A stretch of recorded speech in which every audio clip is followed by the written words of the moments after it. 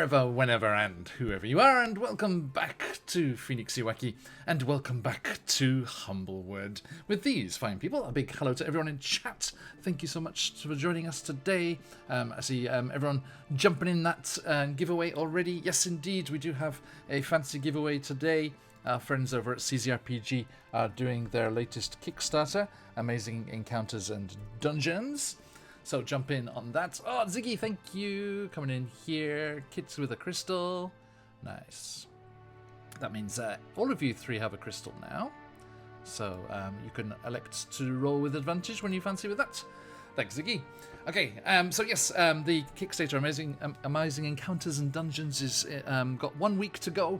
It's already fully funded, so you're definitely going to get this awesome tool for your D&D games. Just drop in encounters to play wherever you fancy them.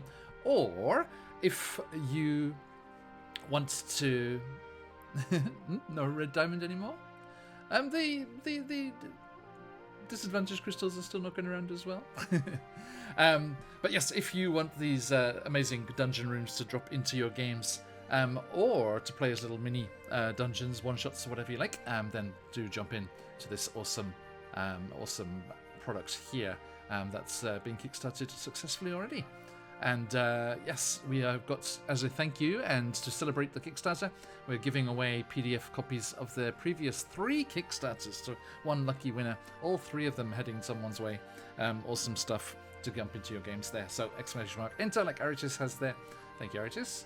And also, speaking of fun things we can do here and get to you and say thanks for dropping by, we do have our Electrum chest codes for Idle Champions of the Forgotten Realms as well. Jump in and get those goodies for your adventures in this awesome, officially licensed game. I was sleeping badly last night, and so managed to wake up and catch D&D Direct live. It's like one bonus of sleeping badly is I was awake at 1:30 in the morning. So just because it was a bad time. Your time. Yeah, it does not work out. Was not aimed at the Japanese audience, but fun to see the little bits and bobs coming up next year. So yeah, if you want to jump on this awesome strategy game, follow the link there and grab that, playing with that Electrum chest code as well. Okay, now let us jump into things here. Last time we were here in Humblewood, our adventurers made their way through the swamps of the Mockfields and down to the depths of the Mockden Caverns in search of Astuto's friend from the University and Magical College of the Avium, as they seem to have got themselves into a spot of bother out here in the swamps, in the search for slime samples. They made their way through treacherous environments and dealing with the various slimes that were lurking in the depths there, and confronted the dangerous shifting slime and its magical resistances until they were able to be successful and avoid all of the nasty stickiness as well of the nasty slimes slurping around there in the caverns, and rescued Astuto's friend, and are heading back through the Mockfields now to the town of Winnowing Reach. Let's come over there actually and show you that. Heading back up through the swamps to Winnowing Reach there to safely deliver their friends from the Avium, Clifford and Bob, back to the town and continue on their journey to the Alderheart, the great capital tree of the Humblewood, where they seek to deliver warnings of the foul goings-on in the Scorched Grove. The town of Ashbarrow has been burnt to a crisp and lost, and there are bandits on the roads taking advantage of refugees trying to make their way to the capital city. And something is stirring in the Scorched Grove, something more powerful and dangerous than they are accustomed to, and they are seeking to deliver this warning to the Birdfolk Council at the main city there, as they travel along with their little cat friend, who's going off there to do some trading as well. So, we shall rejoin our friends here as they're making their way up to Winning Reach once more, and we shall see just what lies in store for them today in Humblewood, a trial by fire.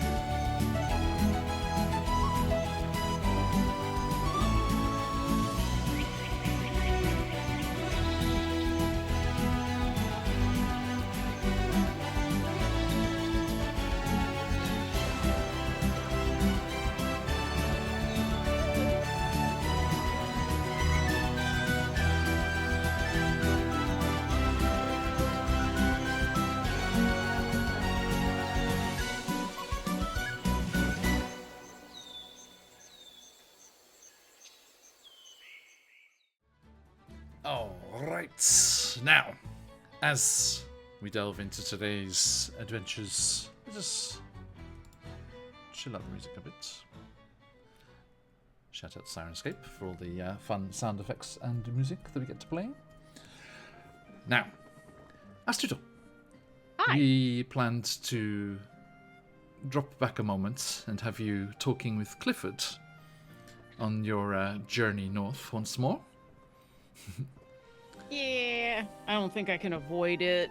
And I think he's going to start asking questions that are going to be uncomfortable if I don't just like dive into it. So once we get to relative safety and where I'm not having to worry about being jumped by slimes, I'm definitely going to saddle up next to Clifford and be, so how you doing?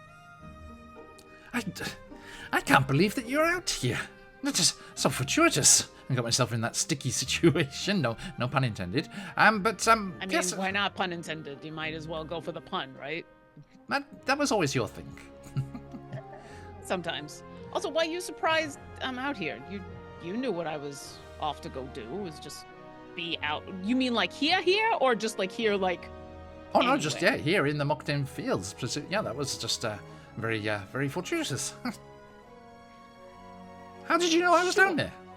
I didn't until we arrived in town.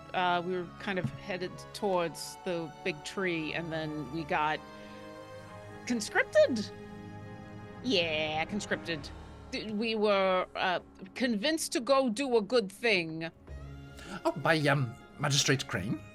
Yeah, and you know what? I would have liked to think that I would have been a good enough person to go anyway, but hearing that you were in trouble, yeah. I could always rely on you. Well, it's kind of you to say that. I'm just glad that we were lucky enough to be around, so. But really, like, slimes? Really? Well, I just don't. The inspiration took me. I don't know if you're planning to go back to. No. Oh, good, no. good. I was supposed to be researching the Scorched Grove. But, that's actually why we're headed to the big tree. Have you heard about what's been going on in the Scorched Grove? Indeed, yes. These ember bats and all sorts of mischief going on. Yeah, well, it's more than just mischief. The whole towns are getting demolished and burned off the face of the map. And gracious. Yeah. It's been someone's bad. Lost? Yeah. Quite a lot. And that's why we're on our way, is to kind of warn people. It's just gotten bad enough that whole towns of people are joining bandits, and then the bandits are causing problems, and it's just been kind of this whole domino effect of people making bad decisions after their homes have gotten burnt. So that's what we were doing. We were heading in that direction. But have you seen your family? No, why? What they? Merc gets a lot closer when that starts happening. Just It starts playing their little like pan flute a little bit louder. It's like, "Ooh, I'm not listening. Ah." I think Astuto at this point is it's half he's focused now very much on this conversation, and half has just kind of given up the idea of keeping any of his past secret. And so why? I just thought you might want to get ahead of that and avoid that collision when it happens. I mean, how long do you think the two are going to be out of communication with each other? The school thinks you've gone home. Your family thinks you're still at school. Yeah. And? That's going to come crashing down. I got years, right, before that happens? It's fine. And you know what? Here's the thing. Like I said, by the time anybody finds out anything different, I'm gone. and then they can't come after me, right? It kind of like has like their pipes like really and just kind of leans into like your personal space and kind of goes, "Do you not get along with your folks?" Listen, my parents, they're great. My family in general is great. Don't ask about the there's a lot of grandfather. well, there's a lot of expectations in my family for those of us who have shown any kind of inclination to say, and Astuto pulls out his book that has all of his magic spells in it. Yeah, anyone who shows any inclination towards magic of that sort, going to the Avum is kind of the thing we're supposed to do. And don't get me wrong, like I love learning, I love new magic, I love all that kind of stuff, but you know how boring it is to just sit in a room all day reading books and just reading more books and then scribing more stuff and then reading more books and then that does sound really boring. I just think Better than being dissolved by a slime.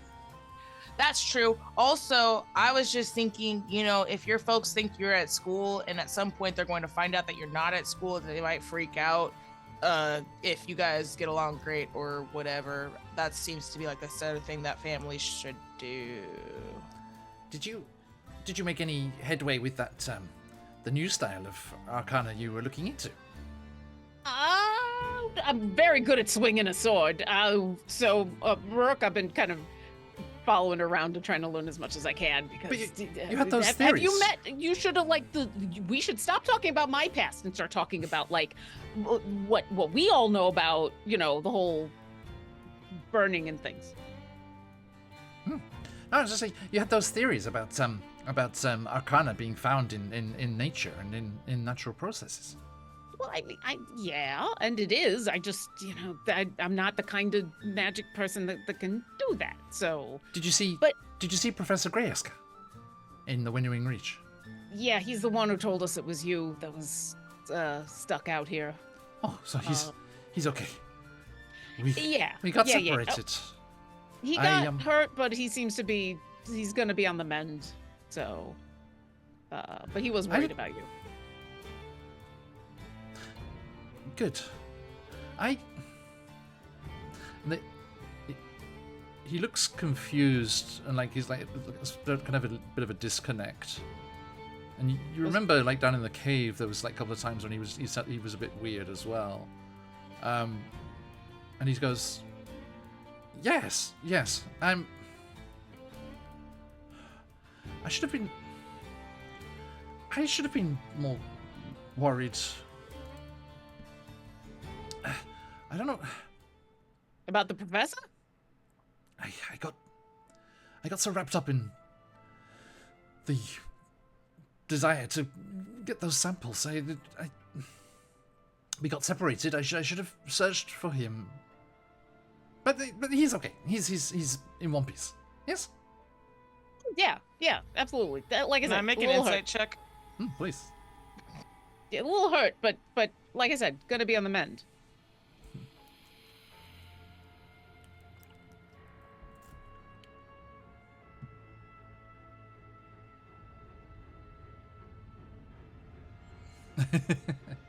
How was it? Yeah. I go difficult. a 7. Yeah. I just met them for the first time. Not yeah, sure. this kid's kind of kooky. I don't know. Yeah, they've been through a Yeah, lot. Yeah, they were glued Merc's to a gonna wall. pipe up, after hearing, that, and he'd be like, you realize your stupidity almost cost you your life, our lives, and others, right? We don't need to go like that far. Like your singular focus. Like yeah. Was he not down in a cavern covered in slime needing to be rescued? Absolutely. And All right. yeah. Did he not, when we released him, instead of helping, do something different? Well, in fairness, so did Thistle Snoot. Yeah. He did. I mean, he it's did not shoot. like he specifically asked us to come save him. That's the other thing. He did That's help. the whole about needing to be saved. You can't ask people. People do it. It's, a thing. He did help Listen. fight the slimes when he was released. It's yeah, but listen, there's all of this can be true at the same time, right? You should be more careful when you're out in dangerous places, especially if it's only you and the professor and Bob, and you look out for each other a little bit more and be a little more willing to like flee, like not get so focused on things, Or stay indoors with libraries because you can't seem to fight. But look what happened. We got Oh. first-hand witness accounts of a shifting slime. We got Yeah, I first really hand wish we shifting. didn't do that. Yeah. You know why we have those first-hand shifting accounts of the slime? And I point to Kit and Maruk and say, because they came and took care of the shifting slime. So, like, if you're dead, you can't study it no more, okay? True. Now, it's not completely your fault because, like, the professor should have been looking out for you and Bob and, the three of you should have been looking out for each other and just, who am I to judge, right? But yeah. Did the professor talk to you about his contacts? You left the avium before he could... Talk me out of it? No. Before he was going to... He was going to encourage it. He wanted to... You know what he's like. He's always keen to encourage us to follow our own path, our own style of study, and he thought he had the perfect idea for you and the way you wanted to continue your progress. Well, then maybe I should have stuck around an extra day to find out, but I left before anybody could talk me out of it, so no. And then when we talked to him a couple hours ago, the focus of the conversation was on finding out what we need to know to come rescue you, not old information that is past now. Like, what am I going to do now? Well, when we get back to the Reach, let's find that out. I'm sure he'll want to still share that information with you. Well, listen what he's got to say. I always liked him. But you have to promise me something. What? You're not going to tell my folks. Of course not. Do I believe him? Yeah, he always had your back and was like your best buddy and stuff, and probably doesn't know where you live when the family live as well. Okay. Only have that contact at the school, so. I think I trust him, like, his intent. I don't know if I trust that he's easy to get information from when pushed. So, fair. Yeah, okay. I'll talk to him when we get back, but we gotta leave in the morning because we're escorting a merchant that we picked up that we saved from bandits. Like, listen, you're like the 5th thing we had on our list to do today. It got real busy real fast. So whatever the professor's got to say, I got to listen to it tonight. And then I gotta go. Fair. Oh, I can feel the Wrangler's Rest calling. I'm parched. Let's get you back and get you something to drink that isn't gonna kill you. And he's like, with his beak, he's like worrying at like feathers that are still stuck together, and just like. Just gonna cycle up next to Studo and be like, "Does your friend have no sense of self-preservation?" He had a lot more self-preservation when all we were doing was hanging out in a study. Listen, it's not all his fault, right? Like, they're supposed to be teaching sensible things at that college, and if they're not teaching these kids how to, like, protect themselves if they're gonna go out on a field trip like this, you know, what can you expect?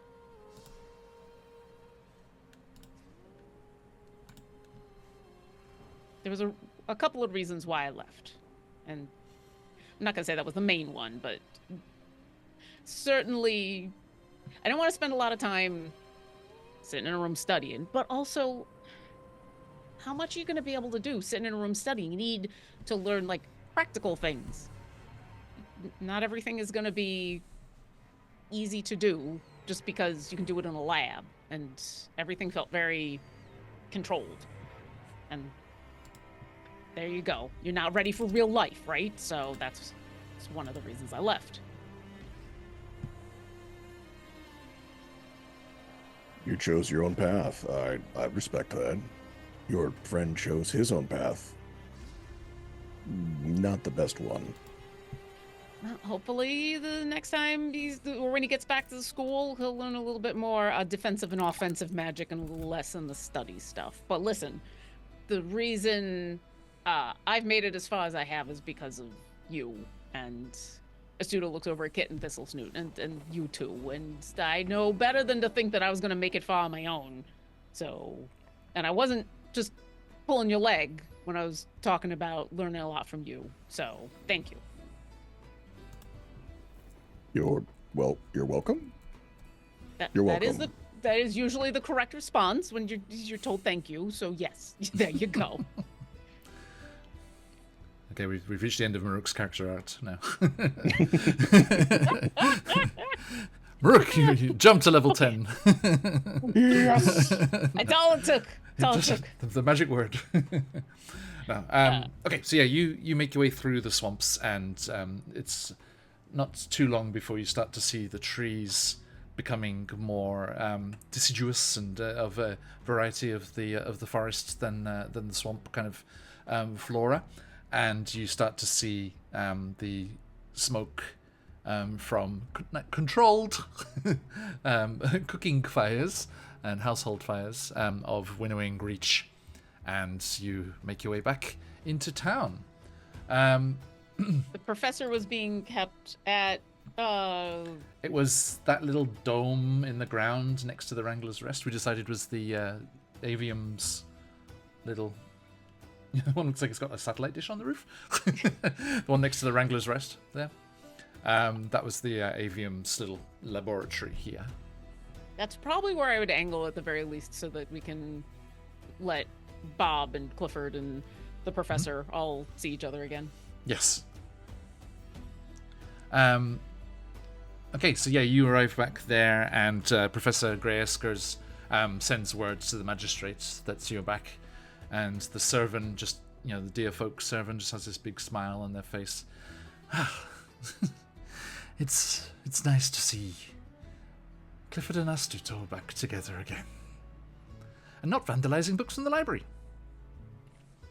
You had never had any proof that was... taking notes. You don't know it was us. It could have been anyone, just because... Yeah, it was all circumstantial evidence that you had, right? Anyway, this is a very short reunion, and I'm glad that we were here to help, because I gotta leave in the morning. So it's good to see you, and I'm glad everything is better, but... We'll stay here a couple more days until I'm fully recovered, and then make the journey back to the avium. So, one of the reasons my friends and I are here is because we're headed over to the big tree, because we're trying to deliver news about all the bad stuff that's going on with the fires and everything. Do you know anything specifically about more than just ember bats and everybody's all upset and things are getting burnt? Well, we were... And he looks kind of side-eyes Clifford.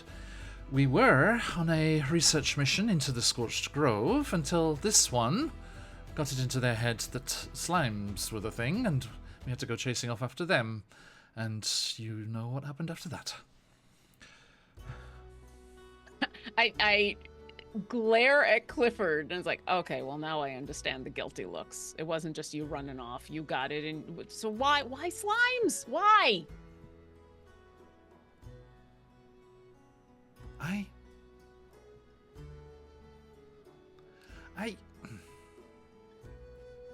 I just needed. We needed samples. And that's the main focus of our work. Yeah, we go into the mock fields and collect various slimes, and maybe I just had an instinct that there was going to be such. Professor, we saw a shifting slime. Okay, yeah. So, but how is that going to help with the Scorched Grove?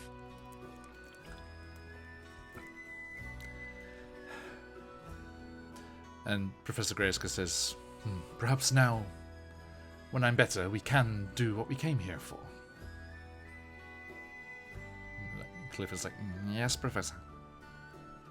And hey, next time, you need more armor, and the two of you need to be more quiet. Well, actually, no, Bob was pretty good about being quiet, better than I was. And Professor, you need to, like, when's the last time the two of them learned anything about, like, self-defense? It's not usually necessary. You just observe from afar. You don't take samples from the source, or we're usually with wranglers. It was just because Clifford dashed off on their own that we didn't have a chance to organize guides properly. Well, here's the thing. Whether or not that's true or not, if you're all going off into the Scorched Grove, it's no longer just safe to be out and about. You can take that back to everybody. No longer just out walking the roads and everything's fine. It's all kind of a mess. If anybody's going to be going out, no one should go out alone, and everybody should know how to protect themselves. And so maybe a little bit more study in the defensive stuff and a little less in the theoretical. Fair. Speaking of guides, there was something I wanted to tell you before you went off on your field trip. Is that what we're calling it? Why not? It was. I went very far afield trip. Yeah, very, very far field trip. Sure. I like to think you haven't abandoned your studies completely. Astuto pulls back out the book and says, I'm just learning in nature.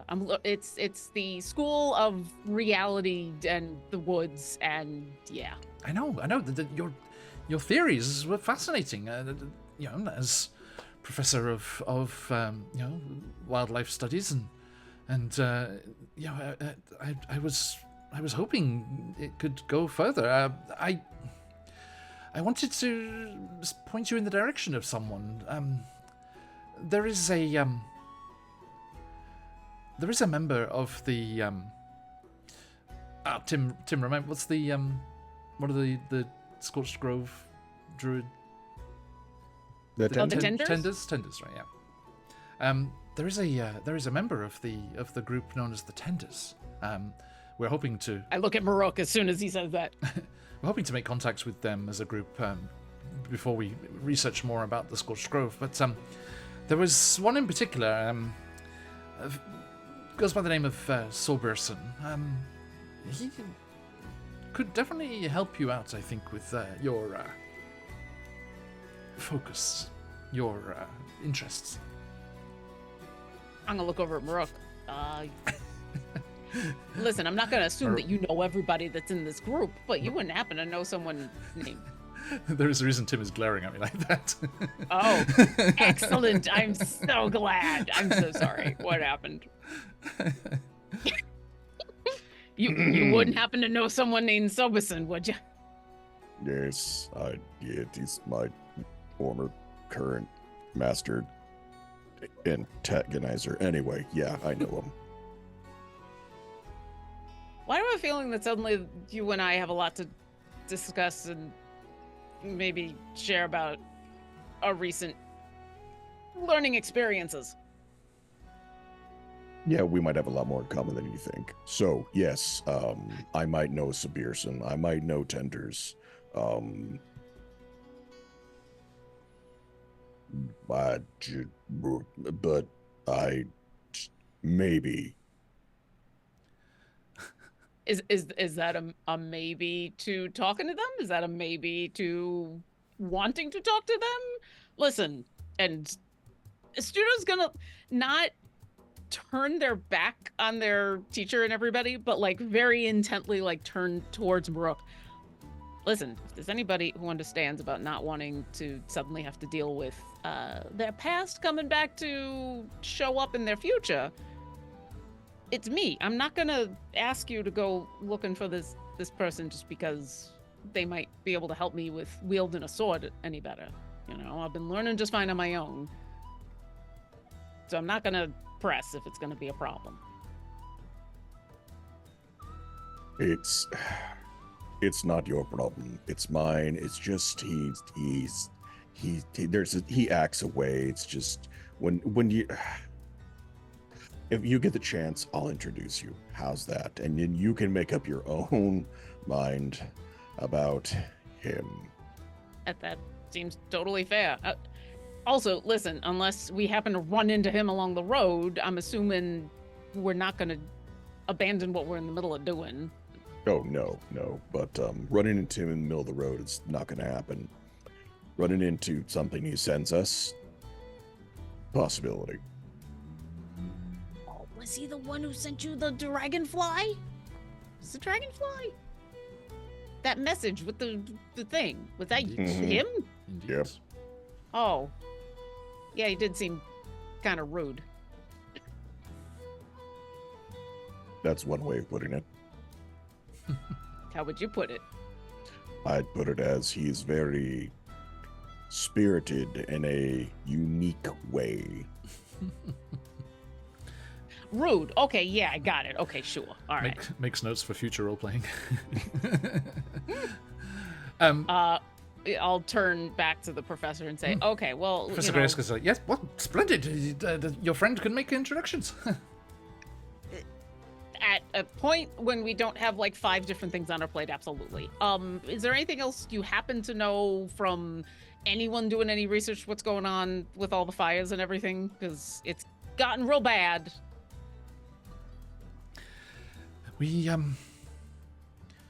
Yes, we need to look into that. Like I said, we were interrupted, so but we're here.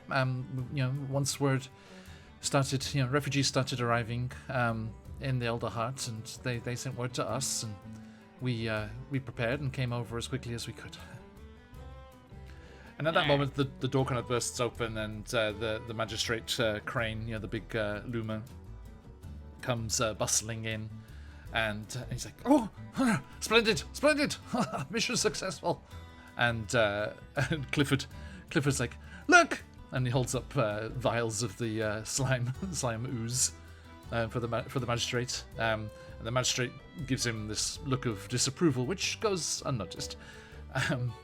Nodding his head slightly to you, he says, "It really wasn't necessary to go to all that trouble for a few samples, but thank you for your help."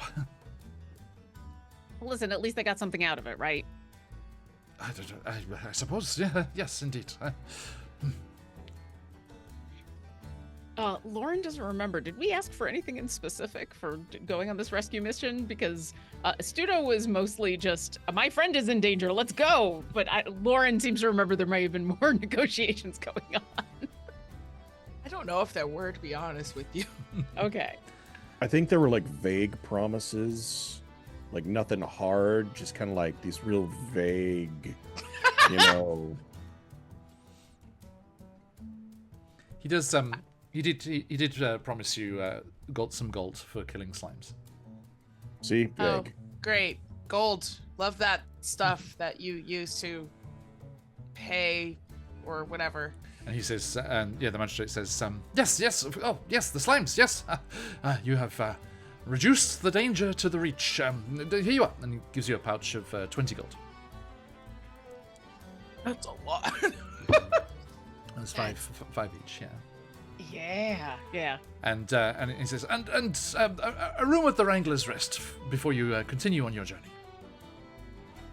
I'll specifically look right at Kit and say, yeah, that would be very much appreciated, right? That makes more sense for you? I need a nap so much, yeah. Yeah. And he says, splendid. Well, lots to do. Safe and sound, yes. Good. And bustles off again. Much to do. I thought we fixed the... Like, once he's gone, I thought we fixed the thing that was... It's like midnight. I don't understand how much more he can have to do. But I don't know, but I would love some food and a bed. Yes. Food and bed sounds good. You make your way up, clamber up the stairs or the ladders, whichever of the entrances you want to go there, up into the Wrangler's Rest again. And I think Bob and Clifford get a rapt audience of the slime wranglers as they describe this first-hand account of the shifting slime. And let's look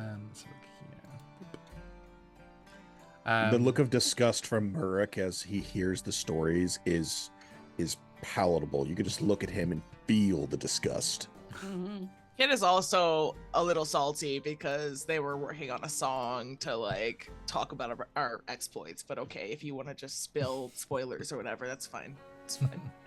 Listen, Kit, there might be spilling spoilers, but let's face it, the reason people are going to listen to you tell the story is because it's you telling the story. I mean, yeah, they've got a good story, but listen to the two of them. It's like listening to your younger cousins. I know there's no Very finesse. There's no there's no buildup. There's no foreshadowing. I just don't understand. Whatever. Well, they don't teach storytelling at the Avon, okay? So yours. And is what gonna be do way they better. teach? I don't know, but the only reason I don't like it is it's not accurate. What do you mean it's not accurate? Oh no, I'm listening to it. Is it accurate? Yeah. I think it's pretty academic and just It's talking about as accurate as about it those gets. Okay. Okay. And I think some of the musicians in the Wranglers Reach kind of see that you're working on a song, and they all kind of crowd around and like kind of trying to help out and stuff. No, please let the master work. Thank you. I appreciate the input. However, I was there for a lot of it and you were stuck to a wall, so. Fair. Can't argue with that. No. Also, say- you should not be working on an empty stomach. Let's get you some food. Indeed. Okay, Thank so yeah, God. you get some nice stag beetle steaks and mushrooms, and nice mushroom sauce on the top, and elderflower cordial, and yeah, all good, a good feast of a well earned appetite. So as you're kind of eating and tinkering with this song, and Maruk's glaring at Clifford and Bob, there is a bit of a commotion, and a little servant merchant kind of comes running in and is talking to some of the people near the door, and they're like, what? And they kind of go rushing out. Are we sure we can't just like go to bed? Like Astuto just kind of slowly, his head just drops onto the table. You hear just a very gentle thunk. I thought this day was over. If there's more people from the Avon, tell them I'm dead. Just tell them I'm not here. No. Misery loves company. You will be with me. So you're going to investigate? yeah, I guess. Yeah. Sure.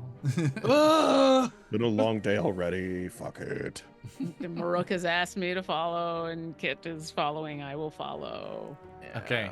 I'm bringing the plate with me, though, and I'm eating as we go. I was about to say we bring the plate in order to bring Thistle Snoot with us. Oh, I Like, follow the smell. Follow the smell. I just shove it all in my mouth. Listen, if I could do that, trust me, I would be. Wait, do you still have a trunk? No, No, it disappeared I on do the way not. back. Yeah. Hence Okay. why I have not been talking like this. Okay, so you you follow the kind of stream of people heading out to whatever's going on, and let's pop this on the screen here. You would have seen this in the socials and stuff when we were posting about today. You see a strange sight. There is a gathering of people just kind of watching a semi-procession almost going by. You see this hedge that I've got on the screen here, and that was in the pictures and the social posts and stuff. You see this hedge with kind of like various like beads and a long kind of flowing purple robe. This big kind of crown of leaves on their head, with a little beetle buzzing kind of concernedly around them.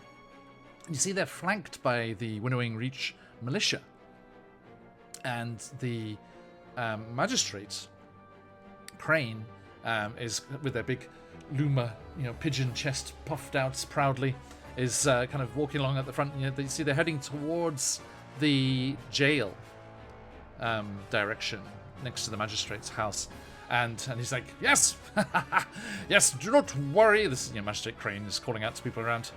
We have accosted the foolish sorcerer.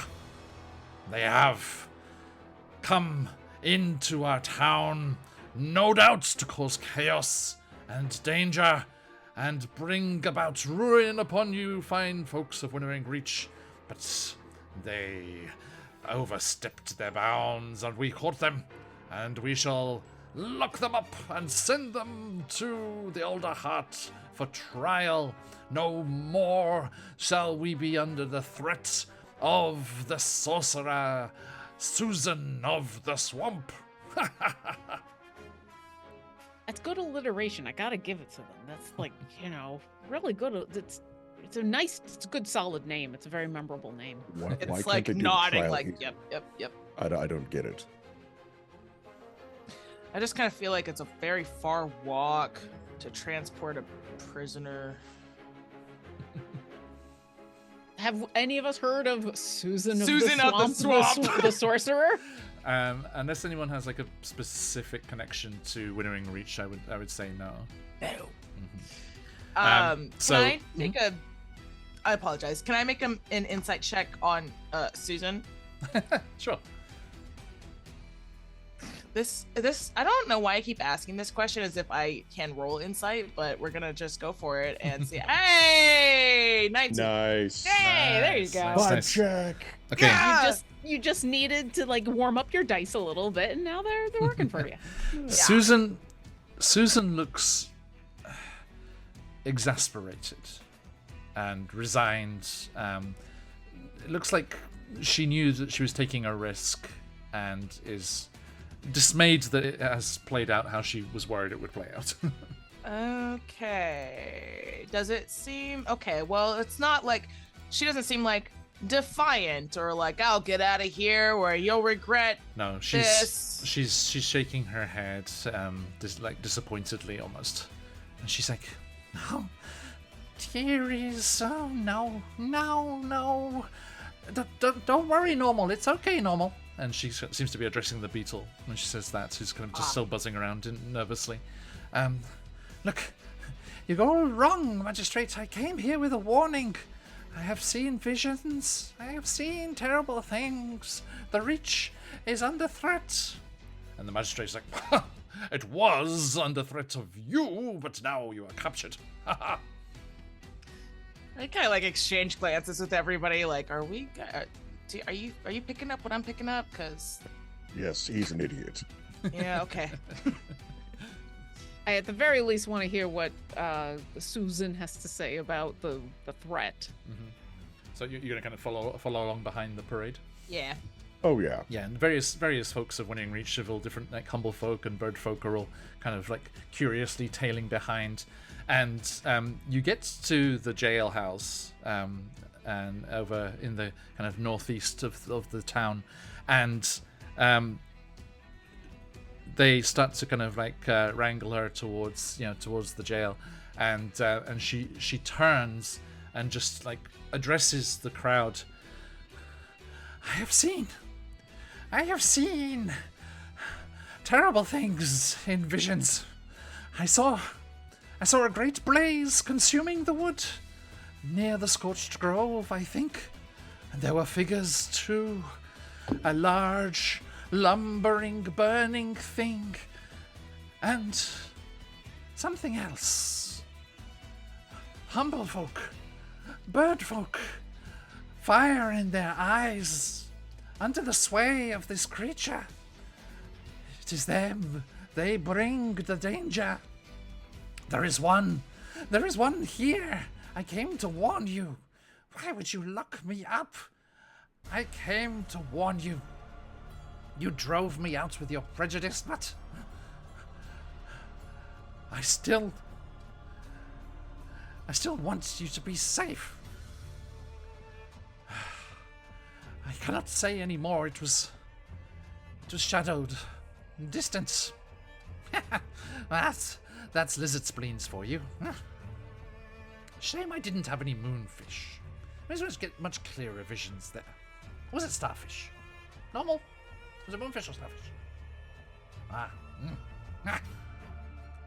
I'm gonna glance over at Kit and Maruk and then be like, So, all right, should we?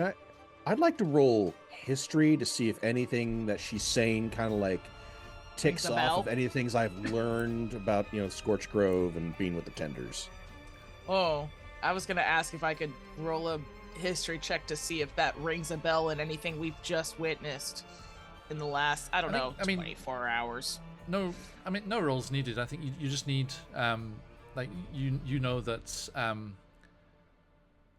there are these instances happening around the Scorched Grove, and things like Ash Barrow and stuff are being torched and things. Well, I was thinking about like the giant lumbering flaming beast kind of thing. Okay, you have never heard of anything like that. Okay. What about magic that can take over the minds of humble folk? Yeah.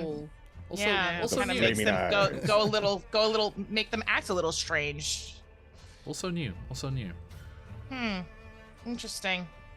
Well, I'm not from around here, so I don't know what's normal. Murrock's intrigued just because like she starts to talk about the Scorched Grove and these creatures coming from it and like people with like fire in their eyes, and so he's just like, yeah, I gotta know more. Let's see if we can go talk to her before they stick her somewhere where we can't get to her. When she started rambling about spleens and starfish, they kind of bustled her into the jail. Sorry. Didn't Kit, when they unstuck Clifford, see a flicker of I want to say fire. I don't remember if it was actually fire, but something in their eyes that made Kit kind of go, what? Yes. And then dismiss. Okay. I saw that though, so I just want to remember. I just want to say that I saw it because I can't remember if I did or not, but thank God I did. Okay. Anyway, Kit's kind of going like, "There's one here, spark of fire." They're just gonna like grab Astito's sleeve and be like, "Hey, What? hey, What? hey, What? hey." What? It's just a weird question. When you think of fire in somebody's eyes, what comes to mind? Just out of curiosity. Candles. Not like physically. Not physically. Yeah, like like a little like when you like do like a little flint, you get a little spark. Okay. Yeah. Cool. Is that like physically possible with folks here, or? No, I would think that would be very painful and awful, and unless like something magical's going on, then no. I mean, I don't want to alarm you. I just kind of feel like. Do you remember when Clifford was stuck to a wall? Unfortunately, yes, it's very fresh in my memory from only like an hour ago. It was like a couple hours ago. Yeah, I saw it in his eyes, so I just kind of didn't think anything of it until she just said that. So I'm gonna briefly look around to make sure that what Kit has just said has not been heard by other people? I think they're just kind of focused on the spectacle of what's happening at the jail. Okay. All right. Okay. All right. We shouldn't jump to conclusions, but we should definitely go check but that We out. should jump to investigate. We I think we could jump. No, I think we can jump to some conclusions because it's not just investigation. We have a whole host of evidence, right? We've got the whole spark thing. We've got the whole. You said that he isn't acting necessarily the way that he was acting back when you knew him, right? And is a little more. Also, have you noticed the weird lapses in concentration? Have you noticed that? I just thought he was just a little weird. I thought he was dumb. Well, I mean, weird, yes, but no, he's always a real smart guy. That's why I liked hanging out with him, you know. But there's book smart, and then there's people smart, and then there's world smart. And just because you're one doesn't mean that you're all three. And I guess. But he said that That's he fair. felt compelled or like an instinct or something to go collect some samples from some very dangerous slime. I mean, yeah, we should definitely go check it out. Do we go talk to Susan, or we go back and pull Clifford aside and examine it? I think we go do the Susan thing first. I think we go do the Clifford thing first. She literally just said that the Reach is in danger. Like, what if he, like, I don't know, bursts into flame or something? Can that happen? I don't know. I'm not from around here. You know what? Just because you're not from around here doesn't mean you're not asking good questions. And the simple fact of the matter is a lot of the stuff that we've been dealing with, especially since those Ember Bat things started happening, are not normal for around here. So don't feel bad about asking if that's normal, because it's not. It's not. Maybe we should split up. I think Susan's not going anywhere. But if Clifford has been... If something's wrong with Clifford and you're right about this, then we shouldn't wait. Fine. Yeah. I will talk to the magistrate momentarily to find out when they're transporting Susan, since we're going that way. Good idea. So Murrock, you know, I won't say jogs, but like walks with intent towards the magistrate. Is it more like a trot? Sorry. Those long strides are just. Okay. So Murrock, Purposeful walk. yeah. Yes. You're going to Magistrate Crane. Yep. Okay. So you can see on the map there the magistrate's office there, and they're kind of standing proudly, very very pleased with themselves that they've delivered this danger up for justice. And you can see that Susan's been bustled up by the militia. As you can see, it seems like the only way into the jail is, you know, through the magistrate's office there. And they, as you're making your way over to the magistrate, you can see that the militia put her in the jail, and the beetle normal is just kind of buzzing around the outside of that forlornly. And the militia kind of disperse, and the crowd also starts to disperse around you. And there is a single birdfolk guard, a raptor, kind of a eagle-looking birdfolk there, who's in charge of the jail. And they're in a chain shirt and with a shield with the sign, the emblem of Winnowing Reach on it, and they are guarding the front of the jail there. And you head over to the magistrate. Murrock, wasn't it? Yes, sir. Good day, good day. The Reach is a safer place. Yes, that's what I'm here to talk about. When are you going to transport this criminal? I was actually going to ask you before you left town tomorrow. I need word to be sent to the Elder Heart that they can send a prison wagon to come and collect the witch. All right, so you'd like me to carry a message to send back a wagon? If you help justice be done, I shall devise a letter of introduction for you to the Birdfolk Council. I shall return later for the letter. Splendid, splendid. Good to see that justice will be done. And Murk just turns around, walks out. As this has been going on and we've been waiting for Maruk, Astuto has pulled out their book and has flipped through the pages real fast and has found a page and is like, give me a second. And he's going to ritually cast Detect Magic so that he's got it up for when we get back to Clifford. Nice. By the way, I was thinking about, you mentioned the book a few times today. In my little mountain Japanese town here, we have, they have this beautiful way of making Japanese paper. And in my town, they put like leaves and grass and things in it. So as your kind of enjoyment of nature and stuff, I thought it'd be fun if the book's pages were like had some leaves and things pressed in them. I think some of the later pages that are still blank because Astuto hasn't yet figured out really how to like meld those two things. Mm-hmm. So the pages that actually have incantations and spells and rituals and things are very much like what you'd expect out of calculus. Yeah. But then if you go like starting from the back going forward, then there's like flower petals and leaves and I always imagined that like in the margins there's doodles of flowers and nature like surrounding like the mathematical formula. I think at some point if you ever suggest that, a student will be like, I never thought of that. No, that makes a lot of sense. As long as I could do it without like messing up all the math.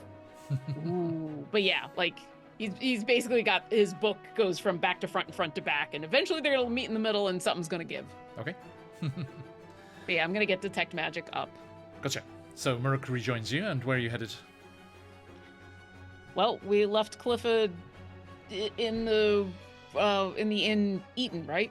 He was at Wrangler's Rest. Mm-hmm. Right. So I guess we go back there?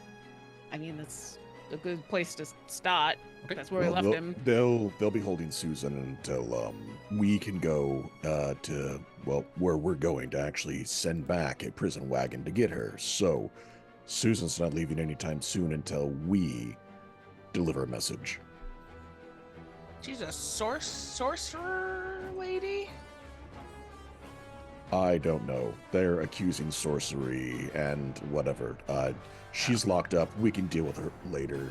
She's not leaving till we decide it happens. So let's go deal with your friend. The potential problem that was and is and will be my friend. Yeah. Yeah.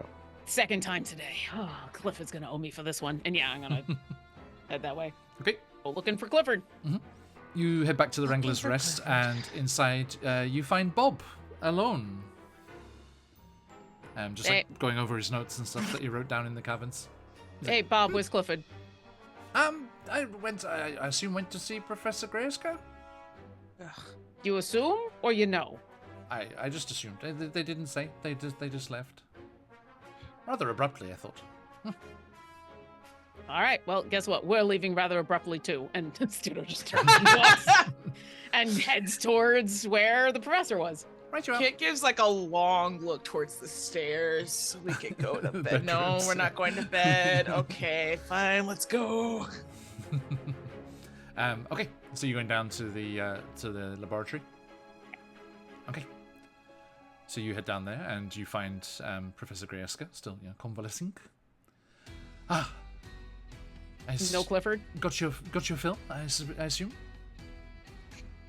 I think Astuto's still holding the plate with like a third of the stuff left because like he had to put it down to cast the ritual and the whole thing.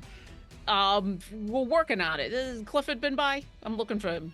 Not since with you. You don't keep track of your idiot. I'm bedridden, I'm afraid, but I mean, the Reach is a small place.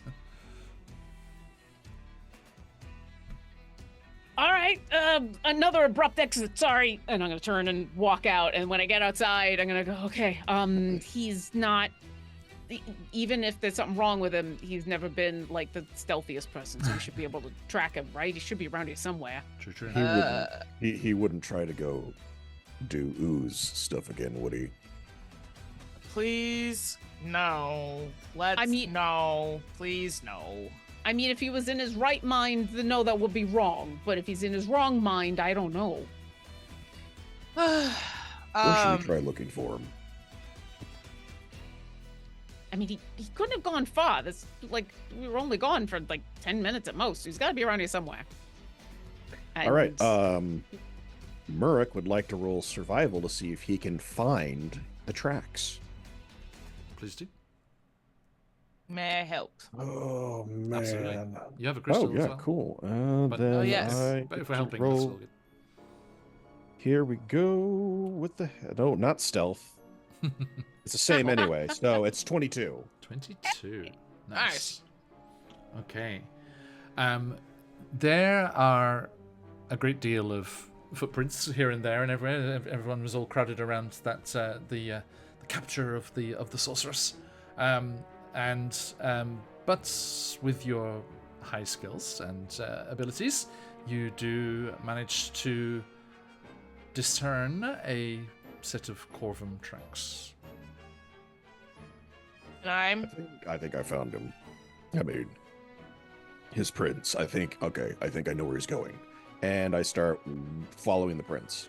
Okay. can I use my third and final cantrip for the day? Please. I would like to point in that direction and use message. And I'm just gonna say, "Hey, Clifford, you there, buddy?" It's 120 feet. 120 feet. Mm. Okay.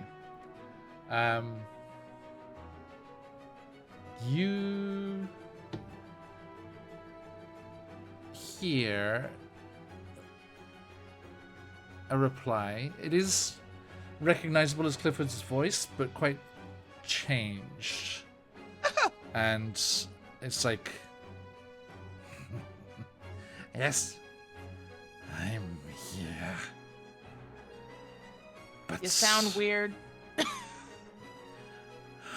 am focused. Ah, okay. Well, I won't disturb you. Just can you let us know where you are so that we don't freak out? You know, you disappeared again. You'll see. No, I don't. I think Follow it's just- the flames. Oh no, I gotta stop. I stopped. I'm like, hey, Studo, your friend's kind of got the evil double voice going on. Also seemed to say something about flames, so we should maybe go now, fastest even. Yeah, the studio's gonna pull out his sword and look very upset and say, "Yeah, let's go." Time to Start go.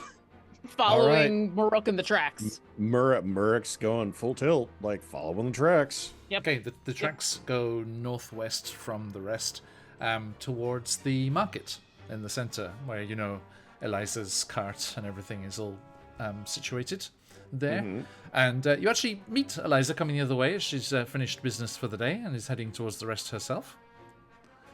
She's like, friends, good to see you Hey. again.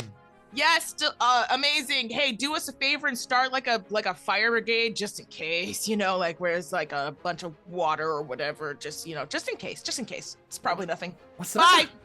matter? And is there a fire? I thought we'd moved far enough away from the scorched grove into the oh goodness, the market stalls and the awnings they're all very flammable. And we're gone. This was a drive-by warning. I appreciate the kid even tried. Okay, so yeah, you go past her, and could everyone please make a investigation or perception check Investigation or perception?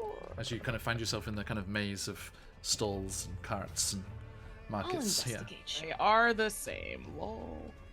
I'm Oh God, why? Mine's an 8. Why? 21. Oh, thank God. Thank God. Sorry, mine. My character sheet is trying to send information to a VTT that doesn't exist. I think I only got an 8. Okay. Yeah. Maruk, which were you using? Investigation or perception? Perception. Perception. Okay. You start making your way through the shadowy carts and stalls here is all wrapped up and closed. There's no illumination here at night, and there's just some moonlight coming down from the open sky above, and you kind of spread out through, making your way through different gaps and pathways through the stalls. And Muruk, you see a shifting of movement over in amidst a cluster of stalls.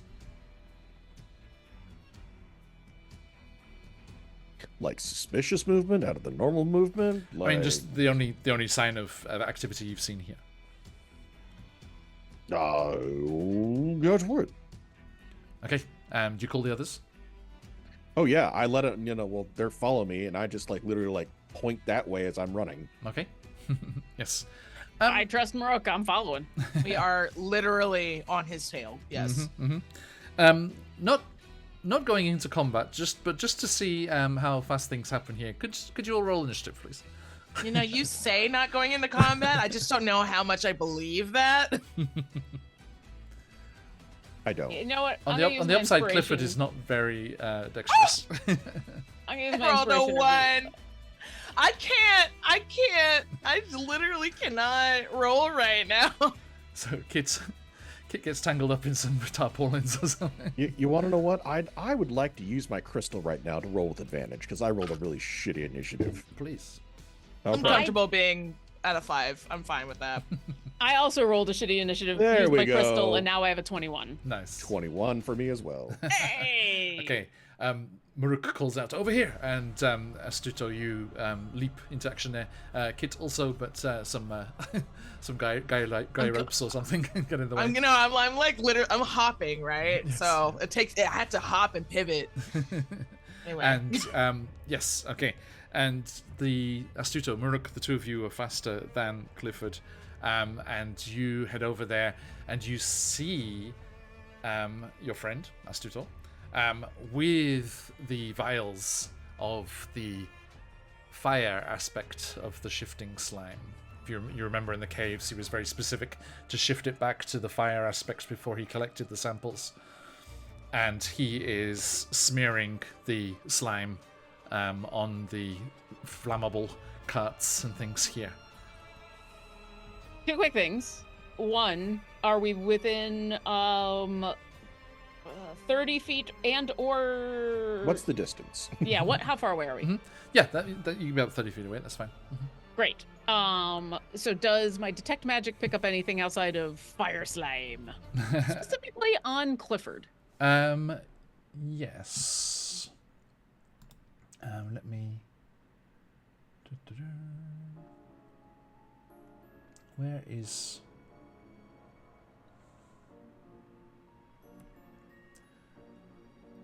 Oh, where did I put it? Sorry, I had a... You did it so well. Apparently.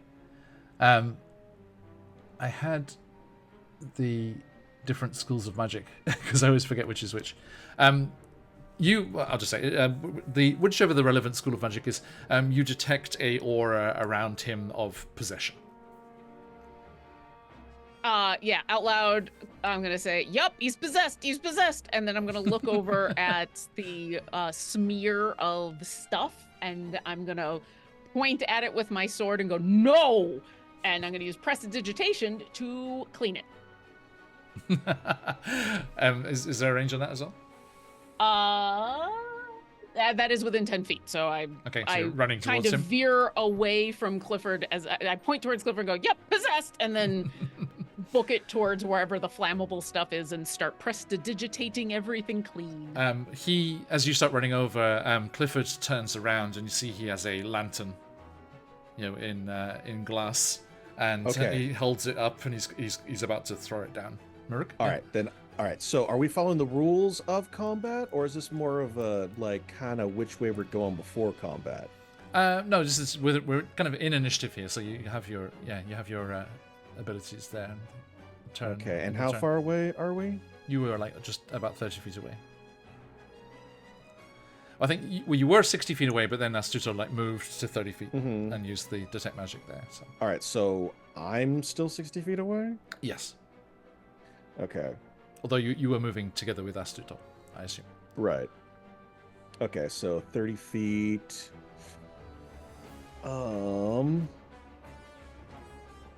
Okay, in that case, let's see. I'm still. Okay, well then in that case, I'm going to close the distance, the 30 feet to him. Use my bonus action to wild shape into a giant rocktopus. Yes. And then I would like to tentacle attack him. Subdual damage, not deadly. Gotcha. Well, so you were 60 feet away, so you've moved 25 feet closer, right? Oh, I thought since I was going with the Studio, I was the 30 feet away. Well, that was this turn's movement. Astuto moved 30 feet and then used the detect magic. Oh, okay. To be within 30 feet, and now they're I gonna had next turn they're gonna run towards him. Gotcha. So even with my movement, I'm still 30 feet away because I'm right next to Astuto. You're a little slower than Astuto, so you'd be just behind them. Yeah. Okay. 35 feet away. Okay, then I can't do that. So, dang it. How long are those tentacles? Not 30 feet. Okay. In mean, that case, I am then going to instead use my wild shape as a bonus action to turn into a moorbounder. Ooh. And it has a speed of 70 feet. Yes. Ew. Holy crap. Right? The hell is a moorbounder? It's basically a panther, but with tusks that kind of go up and out. Oh, okay. That's pretty cool, actually. Right? And Could have turned into Okay, a displacer so- beast, and then you would have the speed and the tentacles, but whatever. unfortunately, it's not a beast. Rip. So, now here's the question. Can I jump on him, since I do have a standing leap thing I can do? Can I jump on him instead of just doing a claw attack to him? You can Holding a lantern. you can do a you can do a check to grab, to like pin him. Kitty gonna pounce? Yeah, that's I'm going to try to basically jump and try to pin him so he can't throw or break the lantern. But I will say the whole objective is to make sure the lantern does not break. So You can certainly try. Just put So that out there. give me an athletics check. This is when we use Gus to blow out the the flame really Right. quick. Okay, athletics. I roll athletics. They have a +4, so D20 +4, 7, 8, 9, 10, 11. 11. Okay. Yes. Luckily, I rolled a 7. Okay.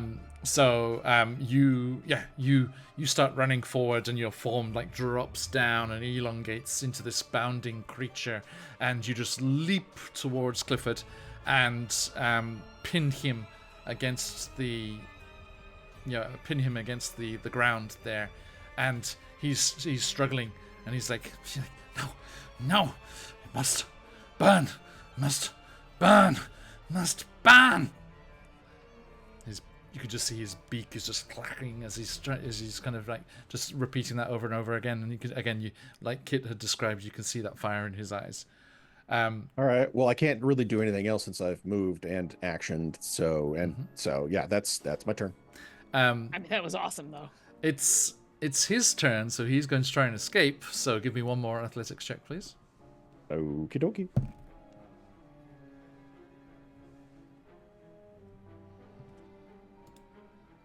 Another 11. Nice. The dice is on your side, as I'm going to Yes. put in chats what I got. Oh no. No, it's all good. Oh. Natural one. the giant panther-like thing versus the wizard's apprentice is not going very well. Clifford are it's like rolling the same. desperately trying to escape. And Kit, you arrive on the scene at this point. I do. Oh. But I take it from him. What? He's going to grab the lantern. Yeah. Well.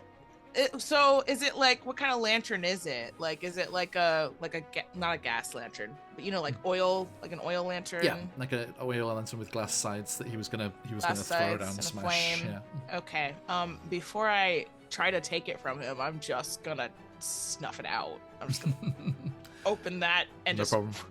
Okay, you do that, and then Astuto, you come running over and prestidigitate the slime. Yep. From the stalls there. Okay. Yep. Just point in, I think it's like 30-foot increments and just clean it. These stalls have never looked better, but also they are now free of slime.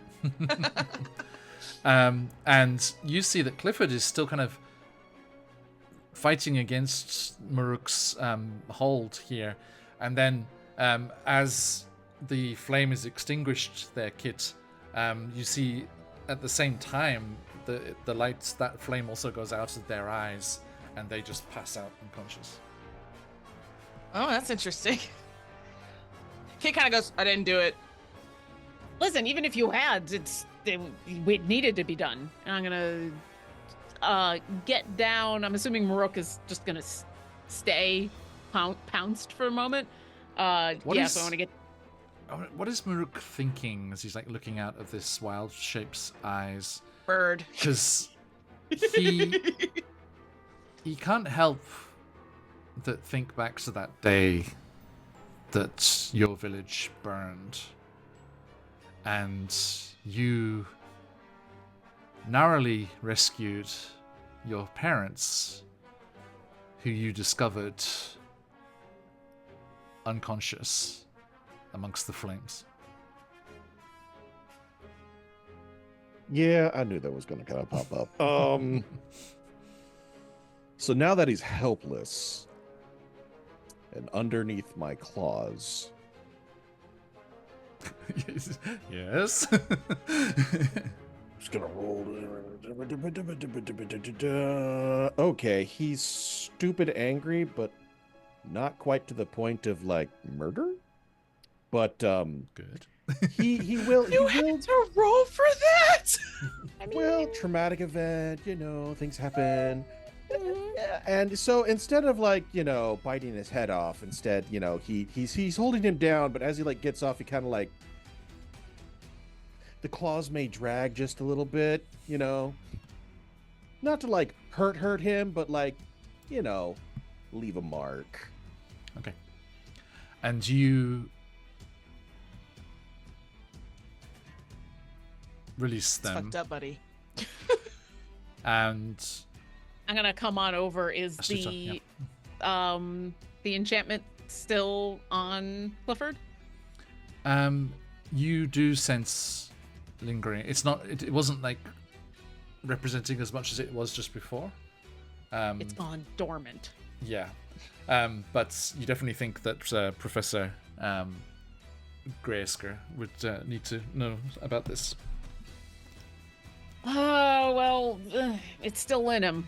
Whatever's going on, it's still there. It's not as strong, but we're gonna have to make sure that he's contained. There is a whirring of wings, and the beetle, normal, comes buzzing down and alights on the market stall next to you. What's crazy? I almost took Speak with Animals. Well, I have good news for you, kids, because normal is awakened. Oh, thank God! And speaks in a similar voice to Susan's. It's like, we told you. Well done. Well done. Bug is talking to us. Is that normal here? No, No, nope. Okay, cool.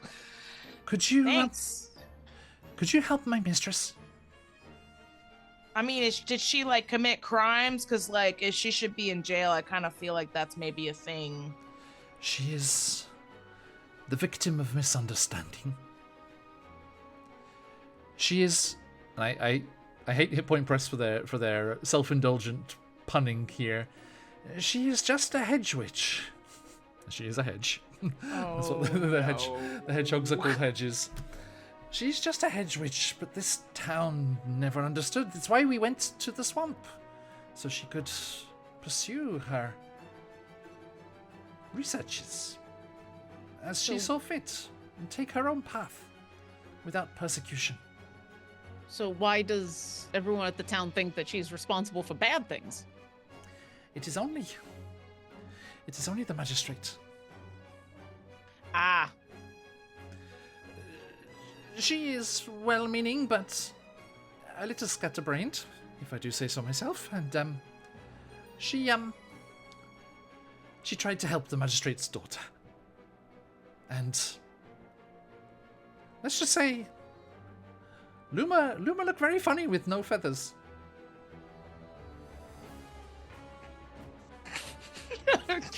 I'm so sorry.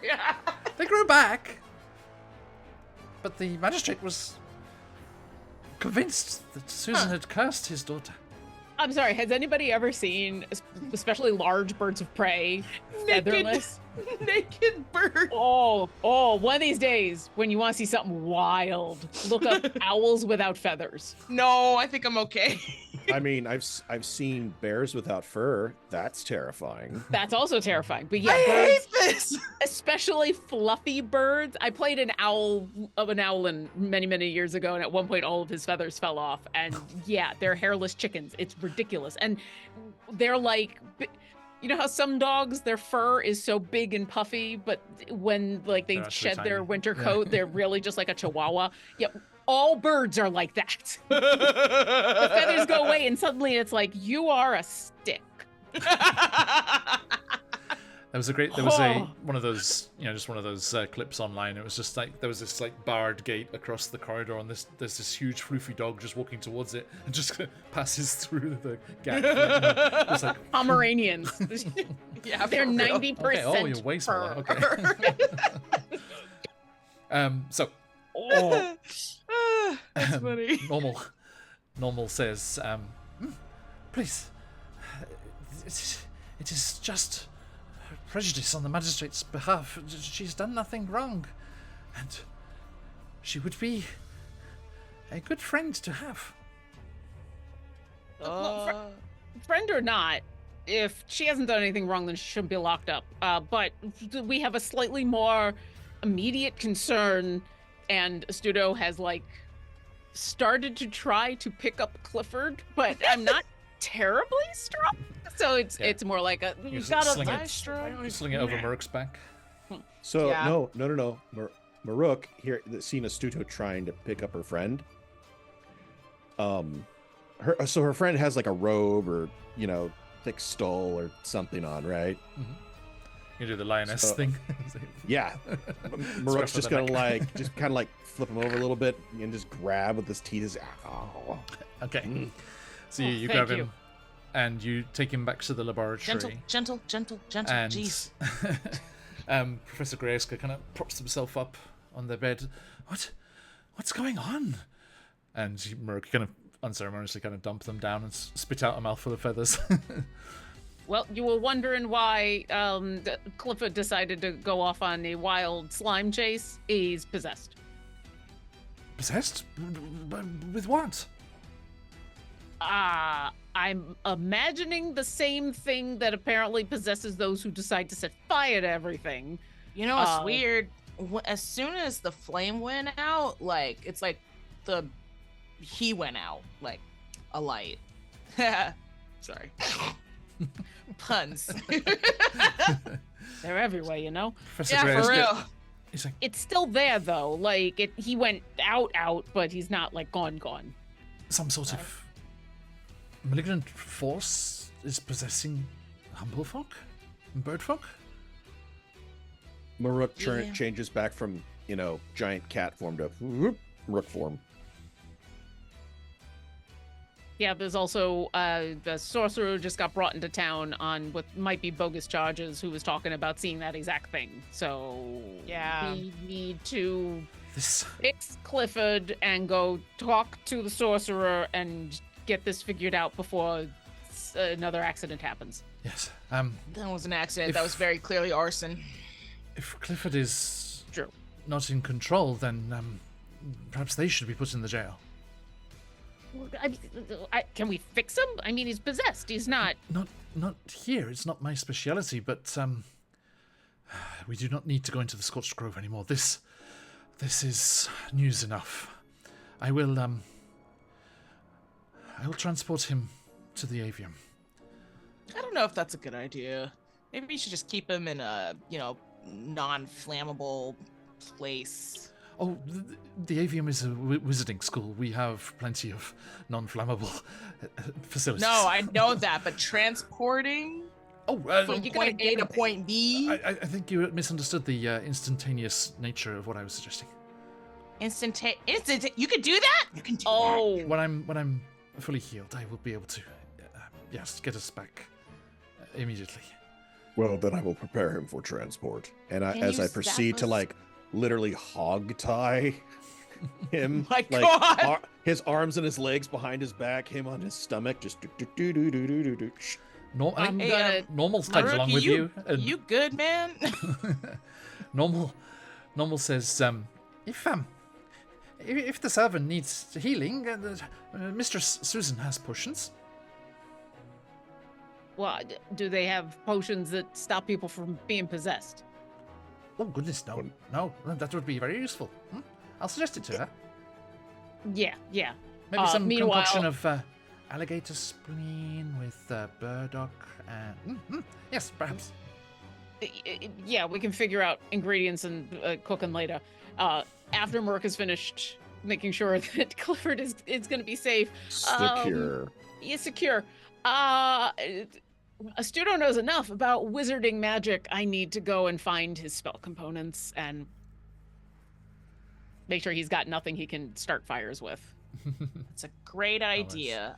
So Yeah. now that we're everything is mostly good, can we go to bed? I know that's been on the forefront of my mind for the last But 8 hours. but Mistress Susan is languishing. She can languish another 8 hours. Listen, If Kit, you want to help her, it has to be at night. okay. Whoa, help her like that? We could just talk to the big boss and be like, hey, I think you're overreacting a little bit. I think he owes us 1 or 3. especially, yeah, no, You- agreed. You underestimate the hatred that he has. You I underestimate how can be persuasive we very can persuasive. I can be very persuasive. be. I can Mhm. be really persuasive. I think I the can't- word you're looking for is intimidating. Intimidating. It I gets mean- the job done. It's potato, right? But no, I'm sorry, Kit. We gotta go do it now, or else it's not gonna happen. Cheers, All Pixie. right, Cheers, fine. Queen Bob. I did it already. I don't have any more. Thank you. That's okay. Normal kind of buzzes, kind of disconcerted. It's like, oh, no prison break. No. Yes, no prison break. No, we don't solve 2 wrongs with another wrong. That's not how that works. That's not how any of the math works. We're gonna go and we're gonna use Kit's wits and Maruk's charm and me standing there and Turn that around. Turn it around. What time of day / night is it? It's late evening now. It's like 11 p.m. kind of time. Oh my All right. god. I'm gonna look at this giant floating insect. Well, not giant, but floating insect, and just look at it and be like, tomorrow I will deal with the Magister. I will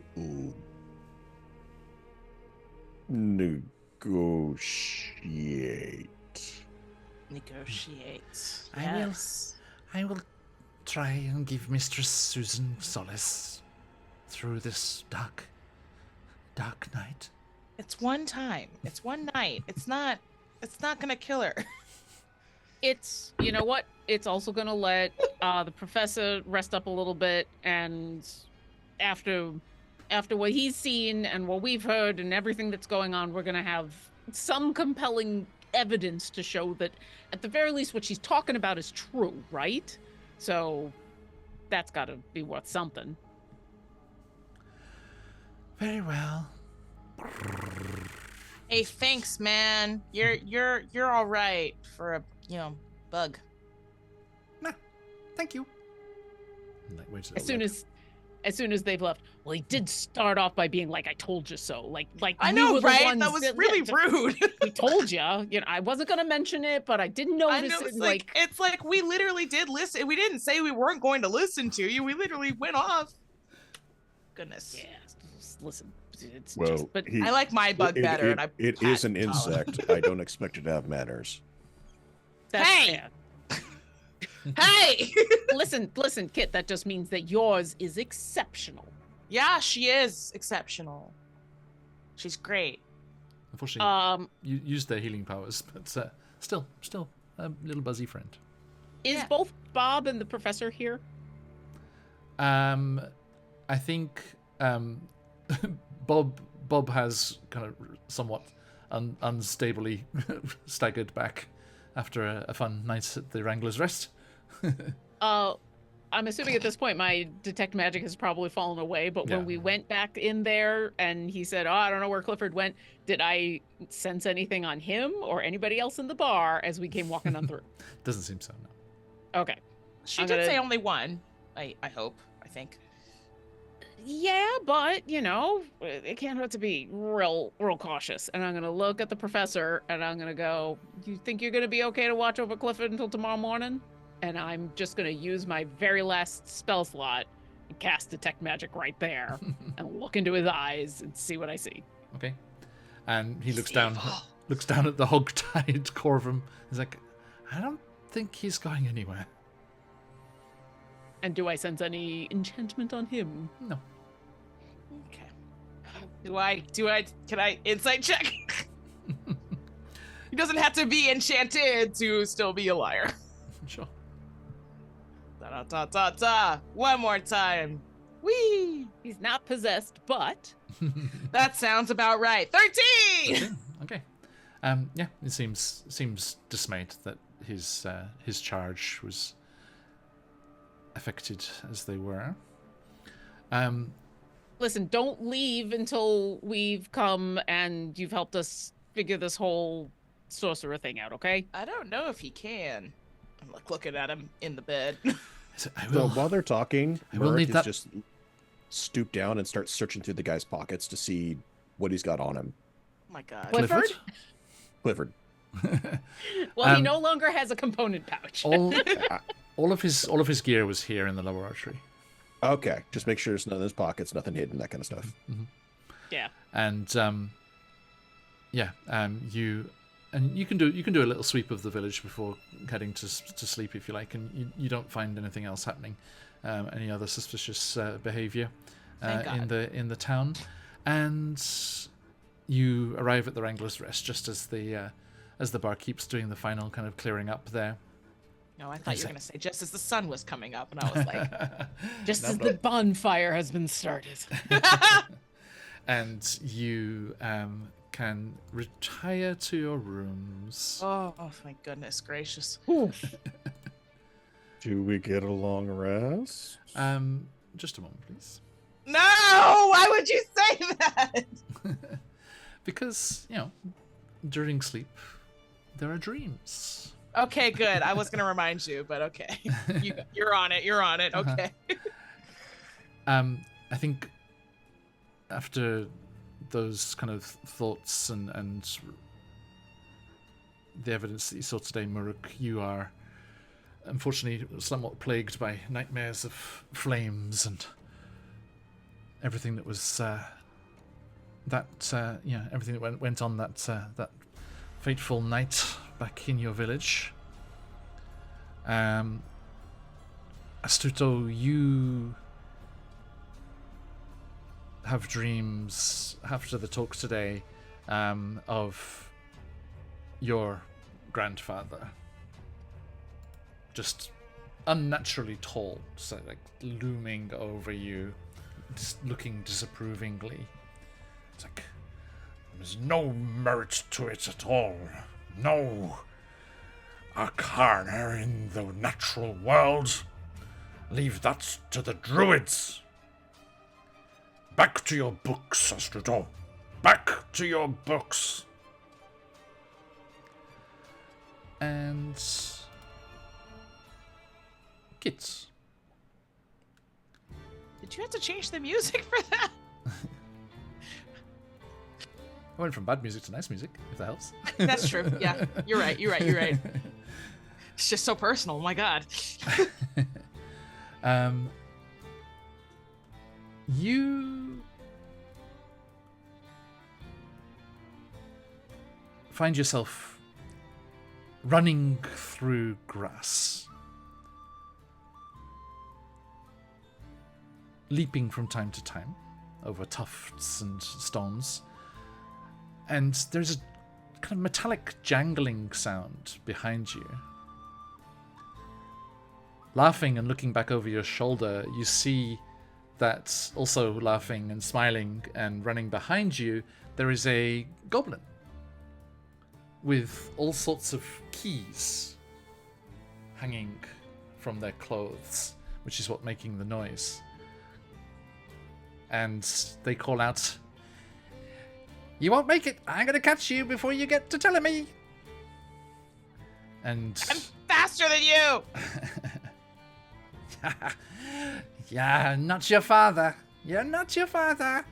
And you kind of narrow your eyes determinedly, and you turn, and you can see ahead of you a hill covered in weeping willows, sighing and wrestling in the wind that's going through the grass here as well. And it should be getting closer than it is. And you see that the base of the hill reveals that it's not attached to the ground.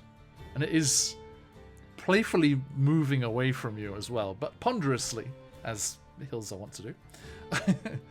And you do manage to catch up with it eventually, before the goblin catches you. And you spin round. He's like, "Now you promised." And the goblin says, "Very well."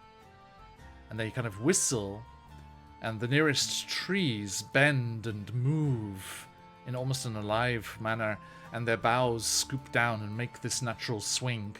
And you leap up onto it, and the goblin pushes you, and it swings further than they could have pushed you. The tree is clearly moving of its own accord as well. And you're laughing and swinging out over the edge of this hill as it ponderously moves across the land. And the scene fades to dark. And you may all take the benefits of a long rest. Yes! So click that button. Oh my God! You all find a studio down in the main area in the morning, way too early, nursing a giant cup of coffee. The whole bar area is just full of the smell of freshly baked bread and Astuto's coffee. And Smells good. you take your breakfast.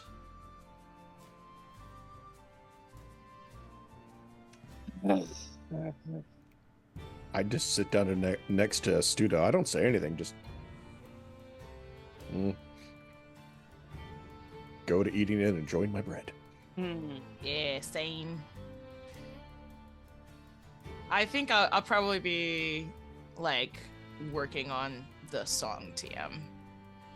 Like, oh my God, I had some great ideas last night. I had this wild dream about this hill that would not stay still.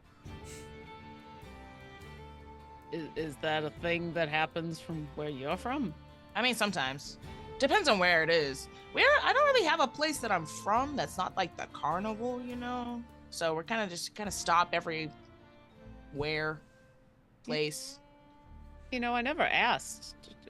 So were you like born at the carnival, or were you born somewhere else and then like ran away with the carnival? I didn't run away with the carnival, but I mean, I don't really know. The carnival's all I really knew, except for I'm pretty sure I've asked. Mr. Light came across me somewhere, sometime, not sure where, maybe the Feywild, and picked me up because I didn't really have anybody. So they're kind of my folks. So, were you an orphan or a slave? I don't want to say I'm an orphan. I'm sure I've got folks, parents out there somewhere, maybe. And I wasn't a slave either. I chose to. I could have walked away at any time, but the carnival's cool, Have you never wondered about your folks? I wonder all the time, but we traveled a lot, and we stopped at a bunch of different places and a bunch of different planes, and the likelihood of me finding them again it's not very strong. But I've heard some things about this big tree of yours and how it connects to a bunch of stuff. So maybe I could. That was why, originally when you guys were talking about it, I was like, oh man, I really want to go there. But then I lost my carnival, so it's kind of been put on the back burner. Well, we're going there for a bunch of different reasons, so maybe you can just get a whole bunch of things done. You never know what the tree can tell you. Yeah. So. Yeah, anyway, that's me. I guess you're right, I haven't really talked about it. I'm sorry we haven't asked. I guess I haven't asked about it because then usually people want to ask about your folks. Yeah, I figured that was like a touchy subject and I didn't really want to bring it up, but I appreciate that. Yeah. But now that it's been brought up, so Yeah. Well, yeah. parents, I don't really understand parents, I guess. I understand them either, but my folks are nice, but I come from a very big family, and tradition is very important. And you know how sometimes people feel like you gotta do something even if you don't want to, just because that's what everybody does. Well, unfortunately around here, that's sometimes the way it works, is you feel like you gotta do something because that's what you're told to do, and that's what everybody does. And in my family, if you show that you got any abilities to do magic, you go to the Avum, whether you like it or not. And so, yeah. I did try. Like, seriously. I did really, really try. For like a day or so, and then it was just not for me. It's really not for me. And so No, that makes sense. That's kind of like how they kept sticking me in the ticket booth instead of letting me be a trapeze artist. a trapeze. Trapeze! Oh man, it's cool. It's like this giant swing, right? And kind of have a flashback to the dream where I'm like, oh man, maybe we should like see if we can get the trapeze like to get like giant trees. Anyway, not the point. It's like a giant swing and it brings you up really high in the sky, right? And you do like lots of tricks from it.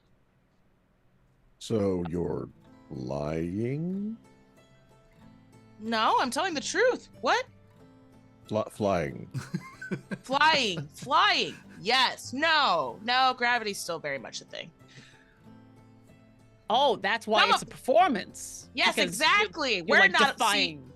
Exactly. See, some of the, and not all of them, but some of the trapeze artists can use the pixie dust, but they don't usually because it's more fun that way. It's more startling and exciting if you could fall and die. Speaking of dying, Interesting Should we segue. should we go check on Susan and see what's going on? Oh my God, is she dead? She is in jail, and execution is a possibility. I thought I you hope said nothing not. was going to happen to her until we said something should happen to her. Well, yeah, but I mean, later on down the line, it's a thing that happens. Yeah, That's but horrifying. I don't think it needs to happen in this case. Yeah, let's swing by and go pick up the professor and go talk to, what was his name again? The magistrate. Crane. And then go talk to Susan and see if we can get everything kind of figured out before we have to go. Sounds good. I'm feeling refreshed today. I need 4 more cups of coffee, but this third one will have to do. Okay, you finish up and head over to the magistrate's 7 total house. cups of coffee? Listen, it takes a while to get me going in the morning, okay? It's gonna be a long day. We're gonna do a lot of walking. So bad. Now you're just gonna vibrate across the ground, just. Like I've normal. discovered a new form of magic, and it's called a cappuccino.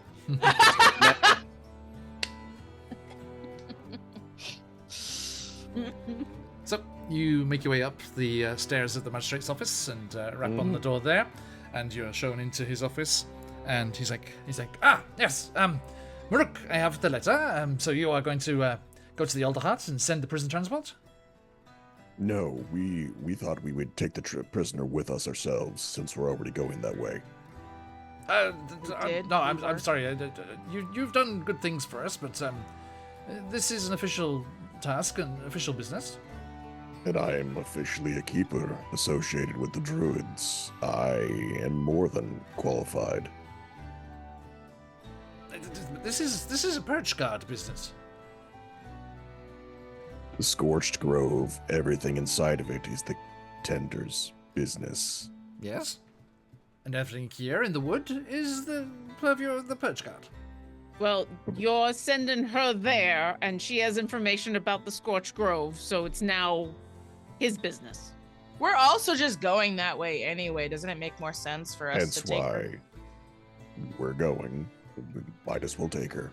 Again, a dangerous prisoner such as this, with powers we do not understand, needs to be under the Would you protective- feel better if you came with us? Is that you just don't feel secure, I cannot abandon my duties here. so you don't trust us to take her then? It is an official thing, and you are not official agents of the perch guard. Hmm. You're not even birdfolk. Whoa! Whoa! We're Also, all I look like, over at Maruk. I know we're all like, bro. Maruk you is said you like- weren't like- even bird folk. Rook's kind of like given that not quite death stare, but it's getting there. And he just kind of gets closer to the magistrate and he goes, "You don't think I can handle myself? You don't think I can transport a dangerous prisoner? You don't What you would don't have put the your authority. mind at ease?" I just kind of like step in between them and just kind of like pat Maruk on the, just like, what my friend is trying to say is that we have done a lot of really cool things and have proven our mettle in fighting dangerous things. And so if we really couldn't handle ourselves, we wouldn't suggest that we could. Can I get an intimidation check from Maruk and a persuasion check from Kit? Sure.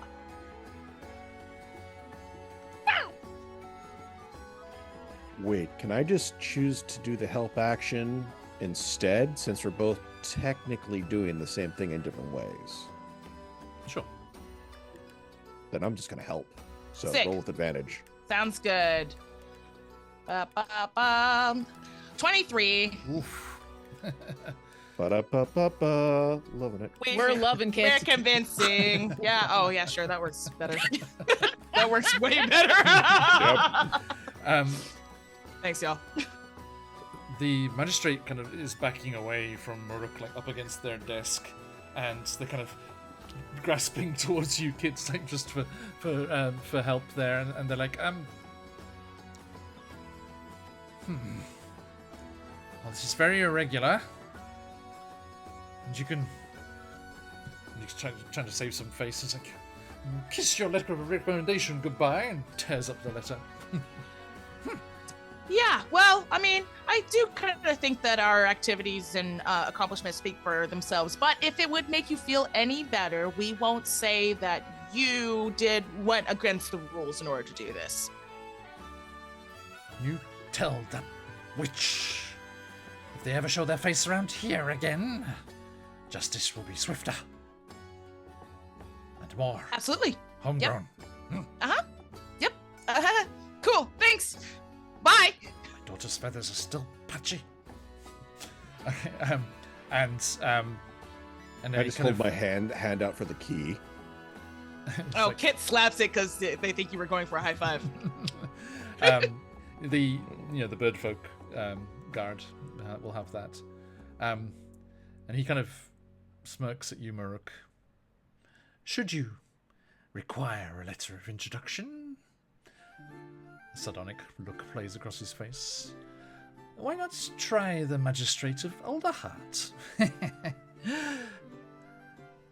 He Rough. doesn't need a letter of introduction. He works in conjunction with the Avum, and they're going to take care of everything.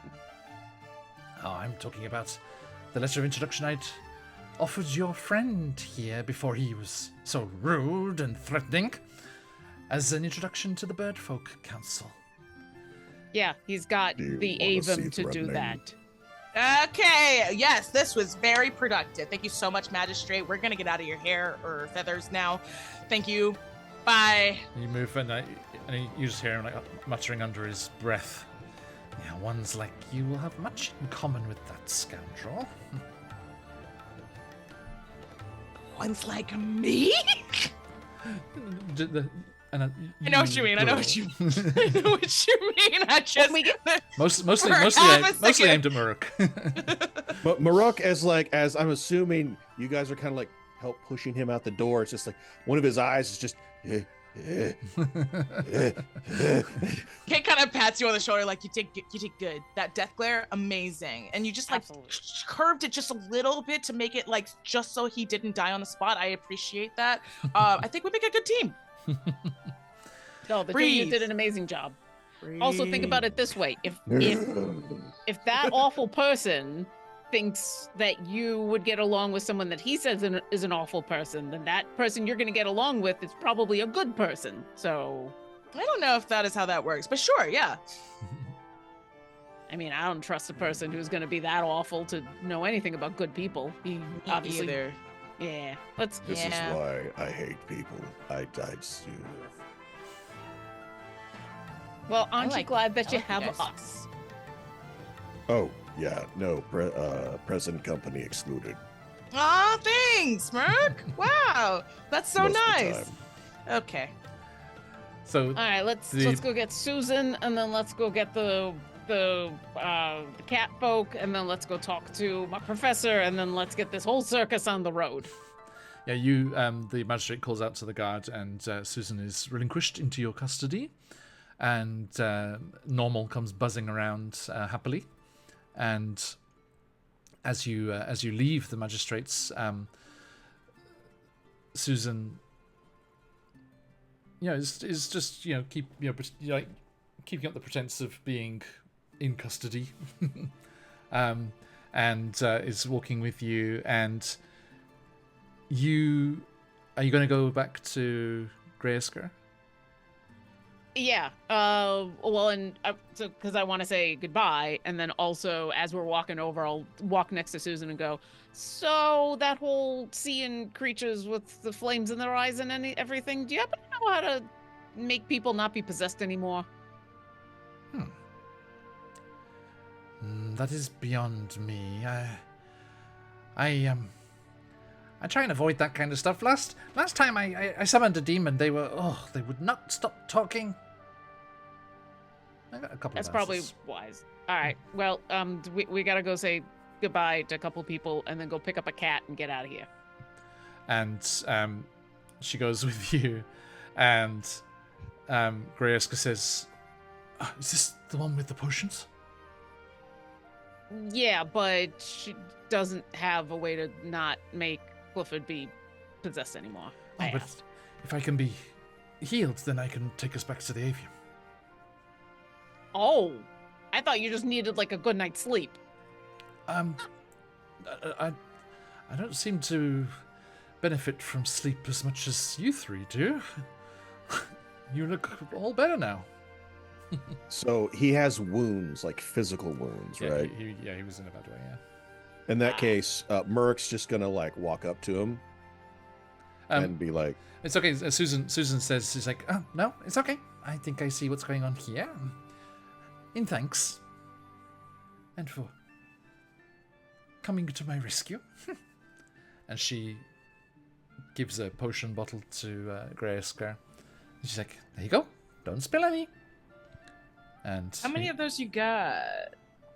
she's like, "Oh yes, don't worry. I have thanks for you too." Oh. And she gives you 2 potions of healing. And is Astudo, or is it? Does Astudo see if Clifford is still unconscious? He is, yes. Okay. And Grayscare takes the healing potion, and their wounds start to recede and get much better. And he's like, "Okay, Astuto, Yeah. I will take word to the Avium of everything that's happened and this new information. And we shall see that Clifford is okay." Okay, good. Feel free to leave my name out of it.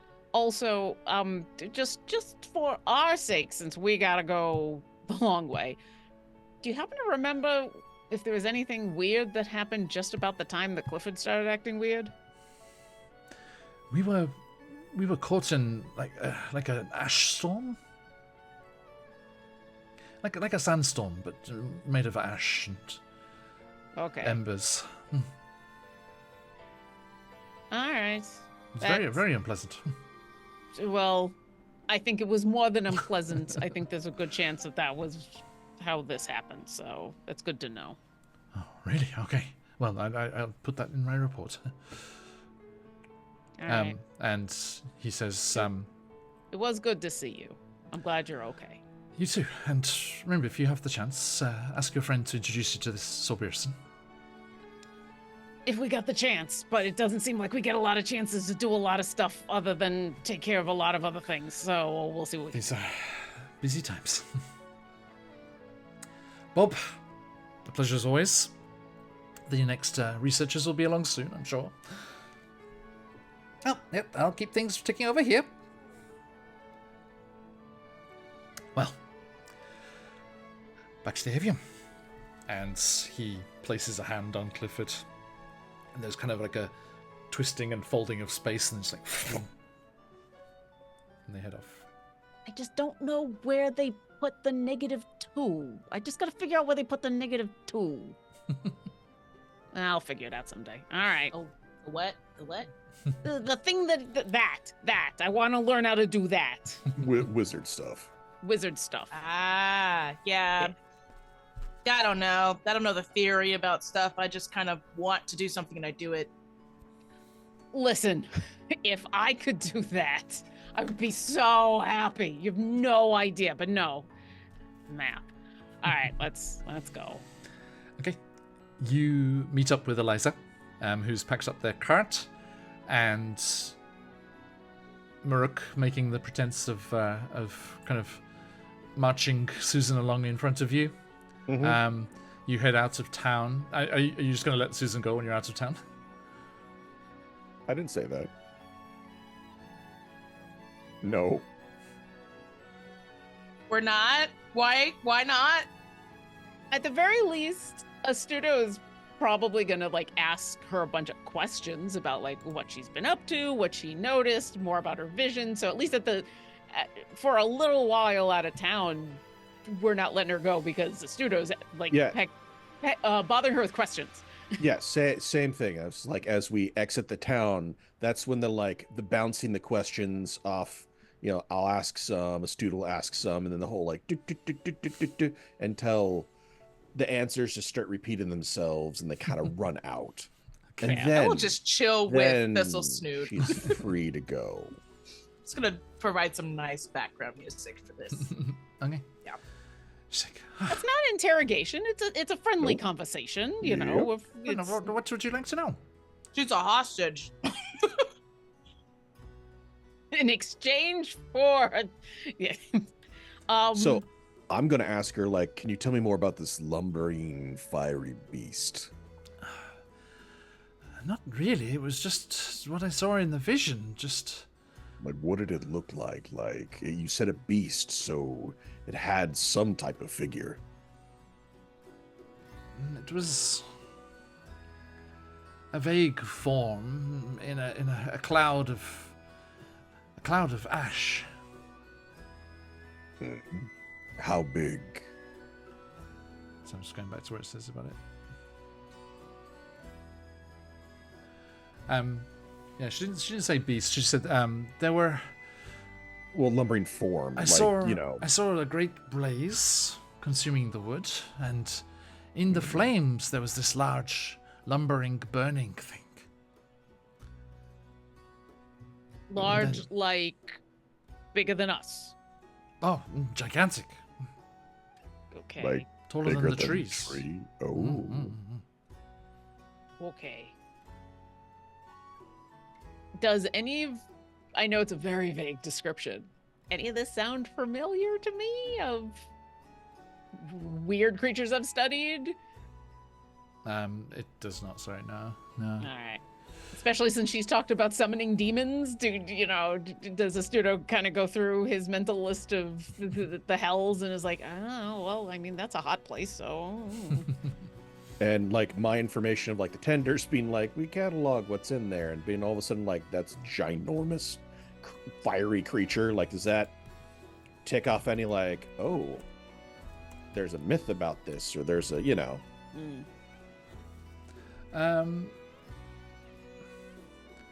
Not that you've come across in your time with the tenders. All right.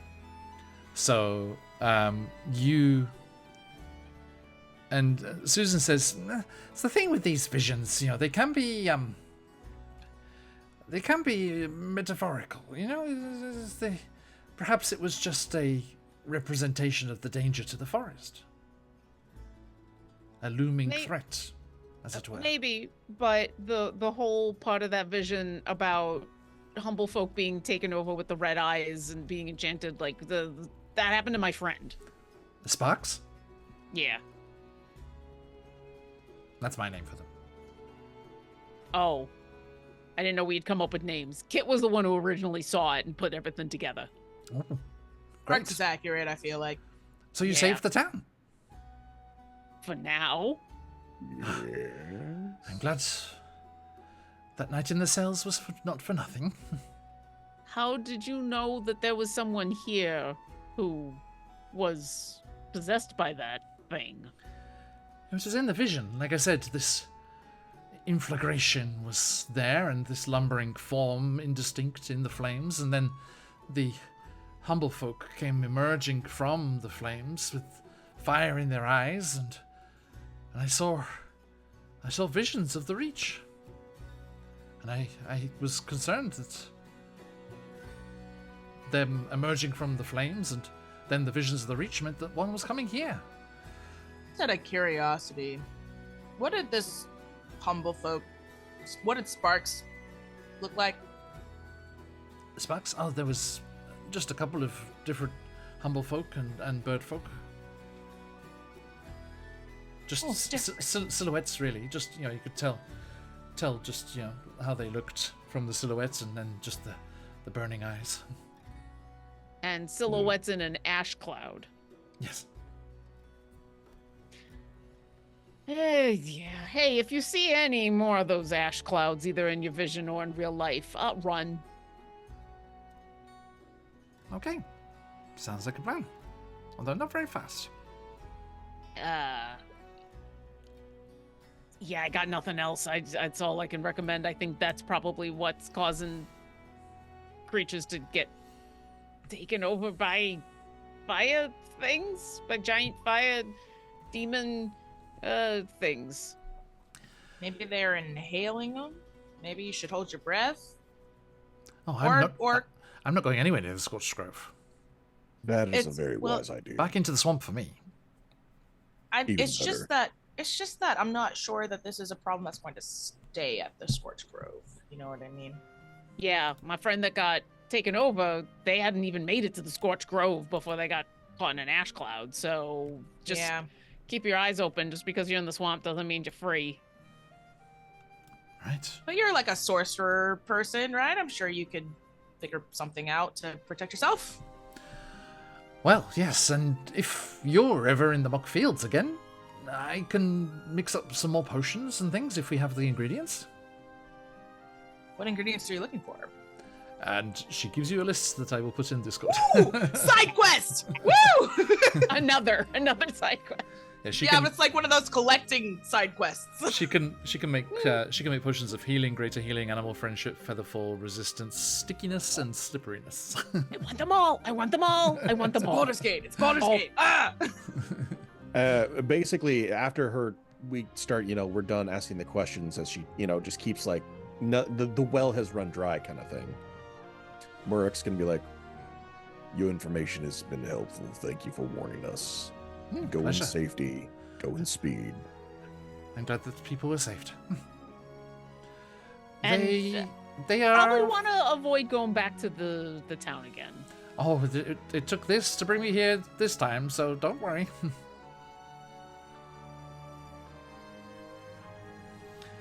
And she kind of raises a paw and normal kind of buzzes around you. And Eliza, pushing her cart with the four of you, heads off along that road into the Humblewood proper. And we shall come back next time and join you as you journey to the Elder Huts. Oh, big tree time! Big tree time! Big Large tree! Biggest tree! Yes. Happy tree friends. Oh God.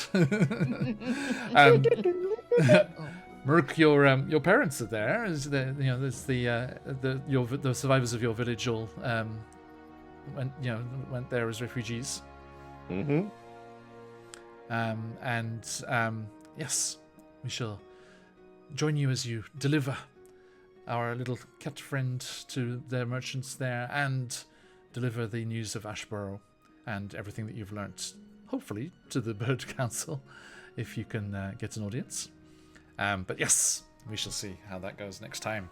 A massive thank you to these lovely players and to everyone who's joined us in chat. Thank you so much. Lovely to have so many of you around. We are going to wrap things up there, but in just a moment, we are going to draw the winner of our giveaway. The fantastic CZRPG has their Kickstarter going. Just 1 week left on that. Jump in and give it a pledge if you're able and want some cool tools for your games. This time is Amazing Encounters and Dungeons. 100 independent, scalable dungeon rooms in 10 ready-to-play dungeons. Fantastic, fantastic stuff, as always. Always, original design, interesting monsters and magical items always coming through from CZRPG. And today we have a giveaway of their previous 3 Kickstarters in PDF form going to one lucky winner. So, ! Enter. Thank you, Phantom, for dropping that there in the chat. And you can get the chance to win in just a moment.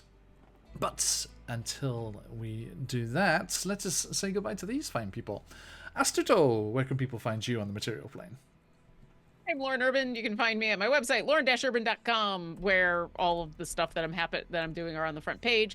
The next thing will be tomorrow morning, 10 a.m. Pacific time, on the Dungeon Scrawlers channel. I am going to be playing Baldur's Gate 3 as Orkira Ildrex. So if you ever wanted to watch a Dragonborn cleric try to save a bunch of people from mind flayers, that's what I'm going to be doing. So if you're familiar with a previous character of mine, Orkira, I'm going to be playing as her through Baldur's Gate 3 because I'm kind of familiar with the game and it's been out for a little while. I will be accepting spoilers. I will be accepting, suggestions if people have them, as long as they're said nicely and you are okay when I ignore them. So come on by, throw out all the suggestions and see how quickly Orkira ends up dead. Thank you. And Kit, your good self. Hello, I'm Jazz, also known as Cinder Scoria on the Everywheres. This is currently my only project. Isn't that weird? But if I'm not here, you can usually find me over on Queensport Games or on the Arcane Core, not the Arcane Core, Other Side Studios at the Arcane Core. And what else is there? Sometimes, wait, I have things that I should probably promote, except I can't talk about it yet. I haven't checked to see if I can talk about it yet. Watch So this I'm not space. gonna. Watch this So space. yeah, watch my Jeez. space. Also, I'm gonna be at Big Bad Con. You should come watch me. I'm gonna be on at least one panel. I don't know if I'm allowed to talk about that either. But anyway, come say hi. I will be masked and super cute. I'm also gonna try to get braids. So this is not the hair that you're going to be expecting. Anyway, that's it for me. Thank you. And Muruk. Oh, okay. Hello, I'm Ludus Rex. You can find me in the places that is in the hot link over that way. You can find me here every Tuesday, playing Muruk, my murderous, semi-murderous druid. You can find me every other Sunday doing Ascent Avernus on QuestJunkiesUK with the rest of my friends. Let's see what else. You can also find me on older stuff, doing Cybervamp with the wonderful, everybody playing that. What else? Let's see. On my YouTube, here in the next month, there will be new videos popping up of me doing what I call kitchen rituals, which will essentially be me doing some weird wizard stuff in the kitchen. It may be funny, it may not be funny. There may be a mimic or two anyway. So that's me. Thank you. And we are QuestJunkiesUK. We play lots of D&D and other TTRPGs. We will be back this weekend with Candlekeep Mysteries, and then at the other end of the weekend, back down to the jungles of Chult for Tomb of Annihilation, and then back here in the Humblewood. Very excited to do that. Then on the Friday next week, not this Friday, but the next week, we unfortunately last week had to say goodbye to two of our Centre's Tyranny rebels. There, but we will be joined by two new adventurers helping the rebellion fight the tyranny of the regime in Chesenta, and the first of those will be joining us on that Friday. So do come and join us and discover these new characters: the fabulous druid Bob Moss, and an NPC that we've already met, the fantastic Astelicious from Meath will be joining as Sky Guy from over in the Netherlands, and our good friend Shez here in Japan with me will be joining the Chesenta's Tyranny crew, with Patch and Alien as well, of course. So always that good stuff. Sky will be jumping in next week, and then the time after, so three and a half weeks from now, Shez will be jumping in too. So cannot wait for all of that. If you would like to catch up on our adventures while we're offline, you can jump over here into the VODs.